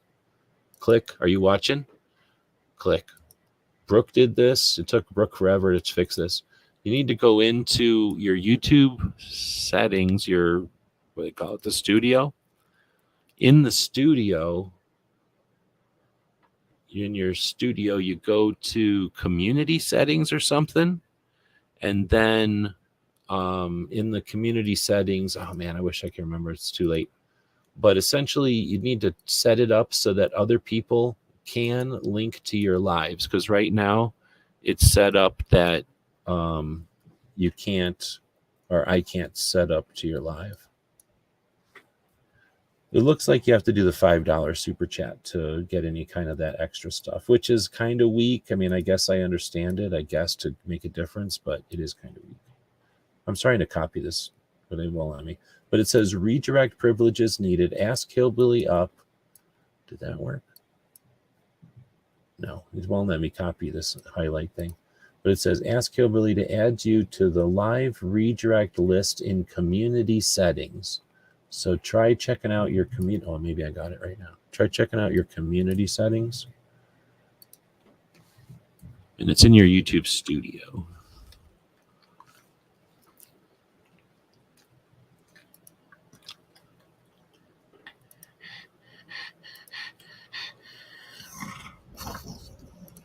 Oh, really?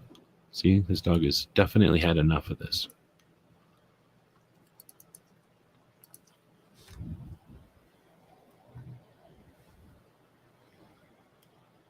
Well, Phantom saying it's because the $2 don't stay up on the screen like the $5 and up.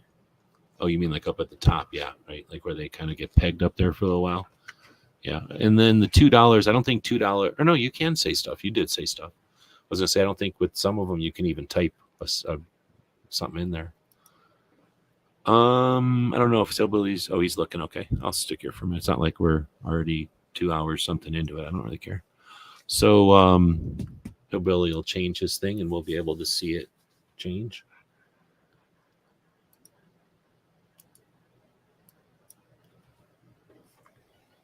I don't know if I need to refresh after you change it or what.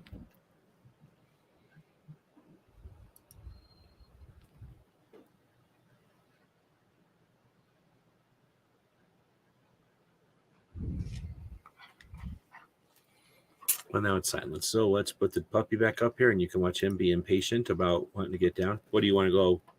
I don't want to say it. What, do you want something to drink? Okay, you can get down and get something to drink if you want. That's all he wanted. He's getting something to drink.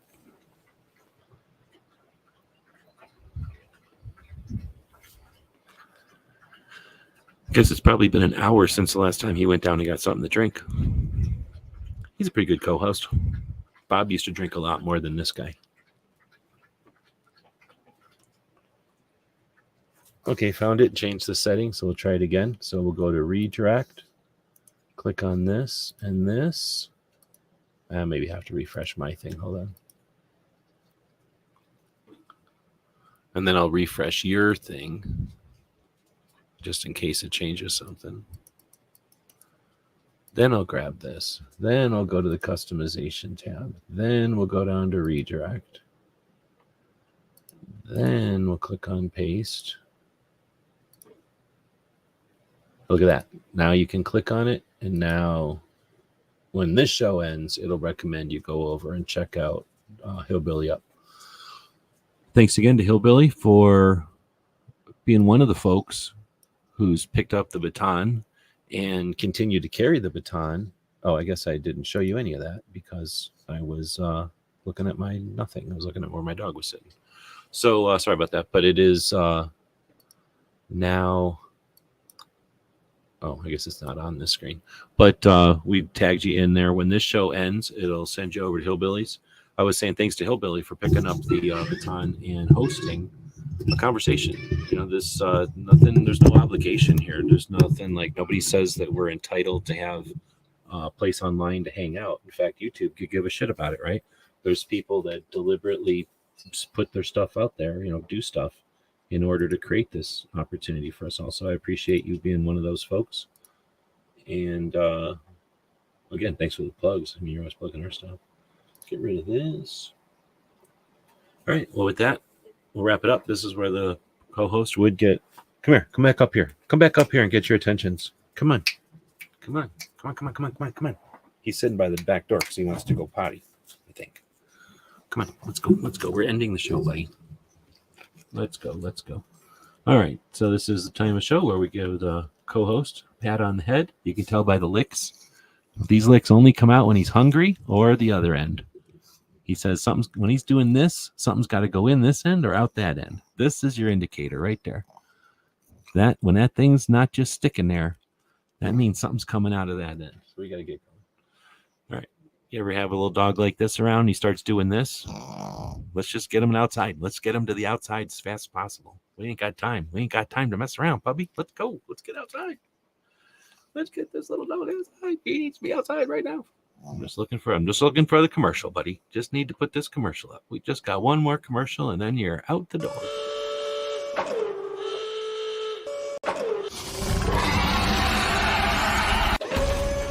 Sorry to bother you, Ripley, but do you happen to know where I might find help designing a logo? That's easy. Just head over to gearwebsites.com and they can help you out. While you're there, why not check out all the wonderful 2A-related items for sale? Jimmy, put that down. Gearwebsites.com. All right, we promised them we're going outside.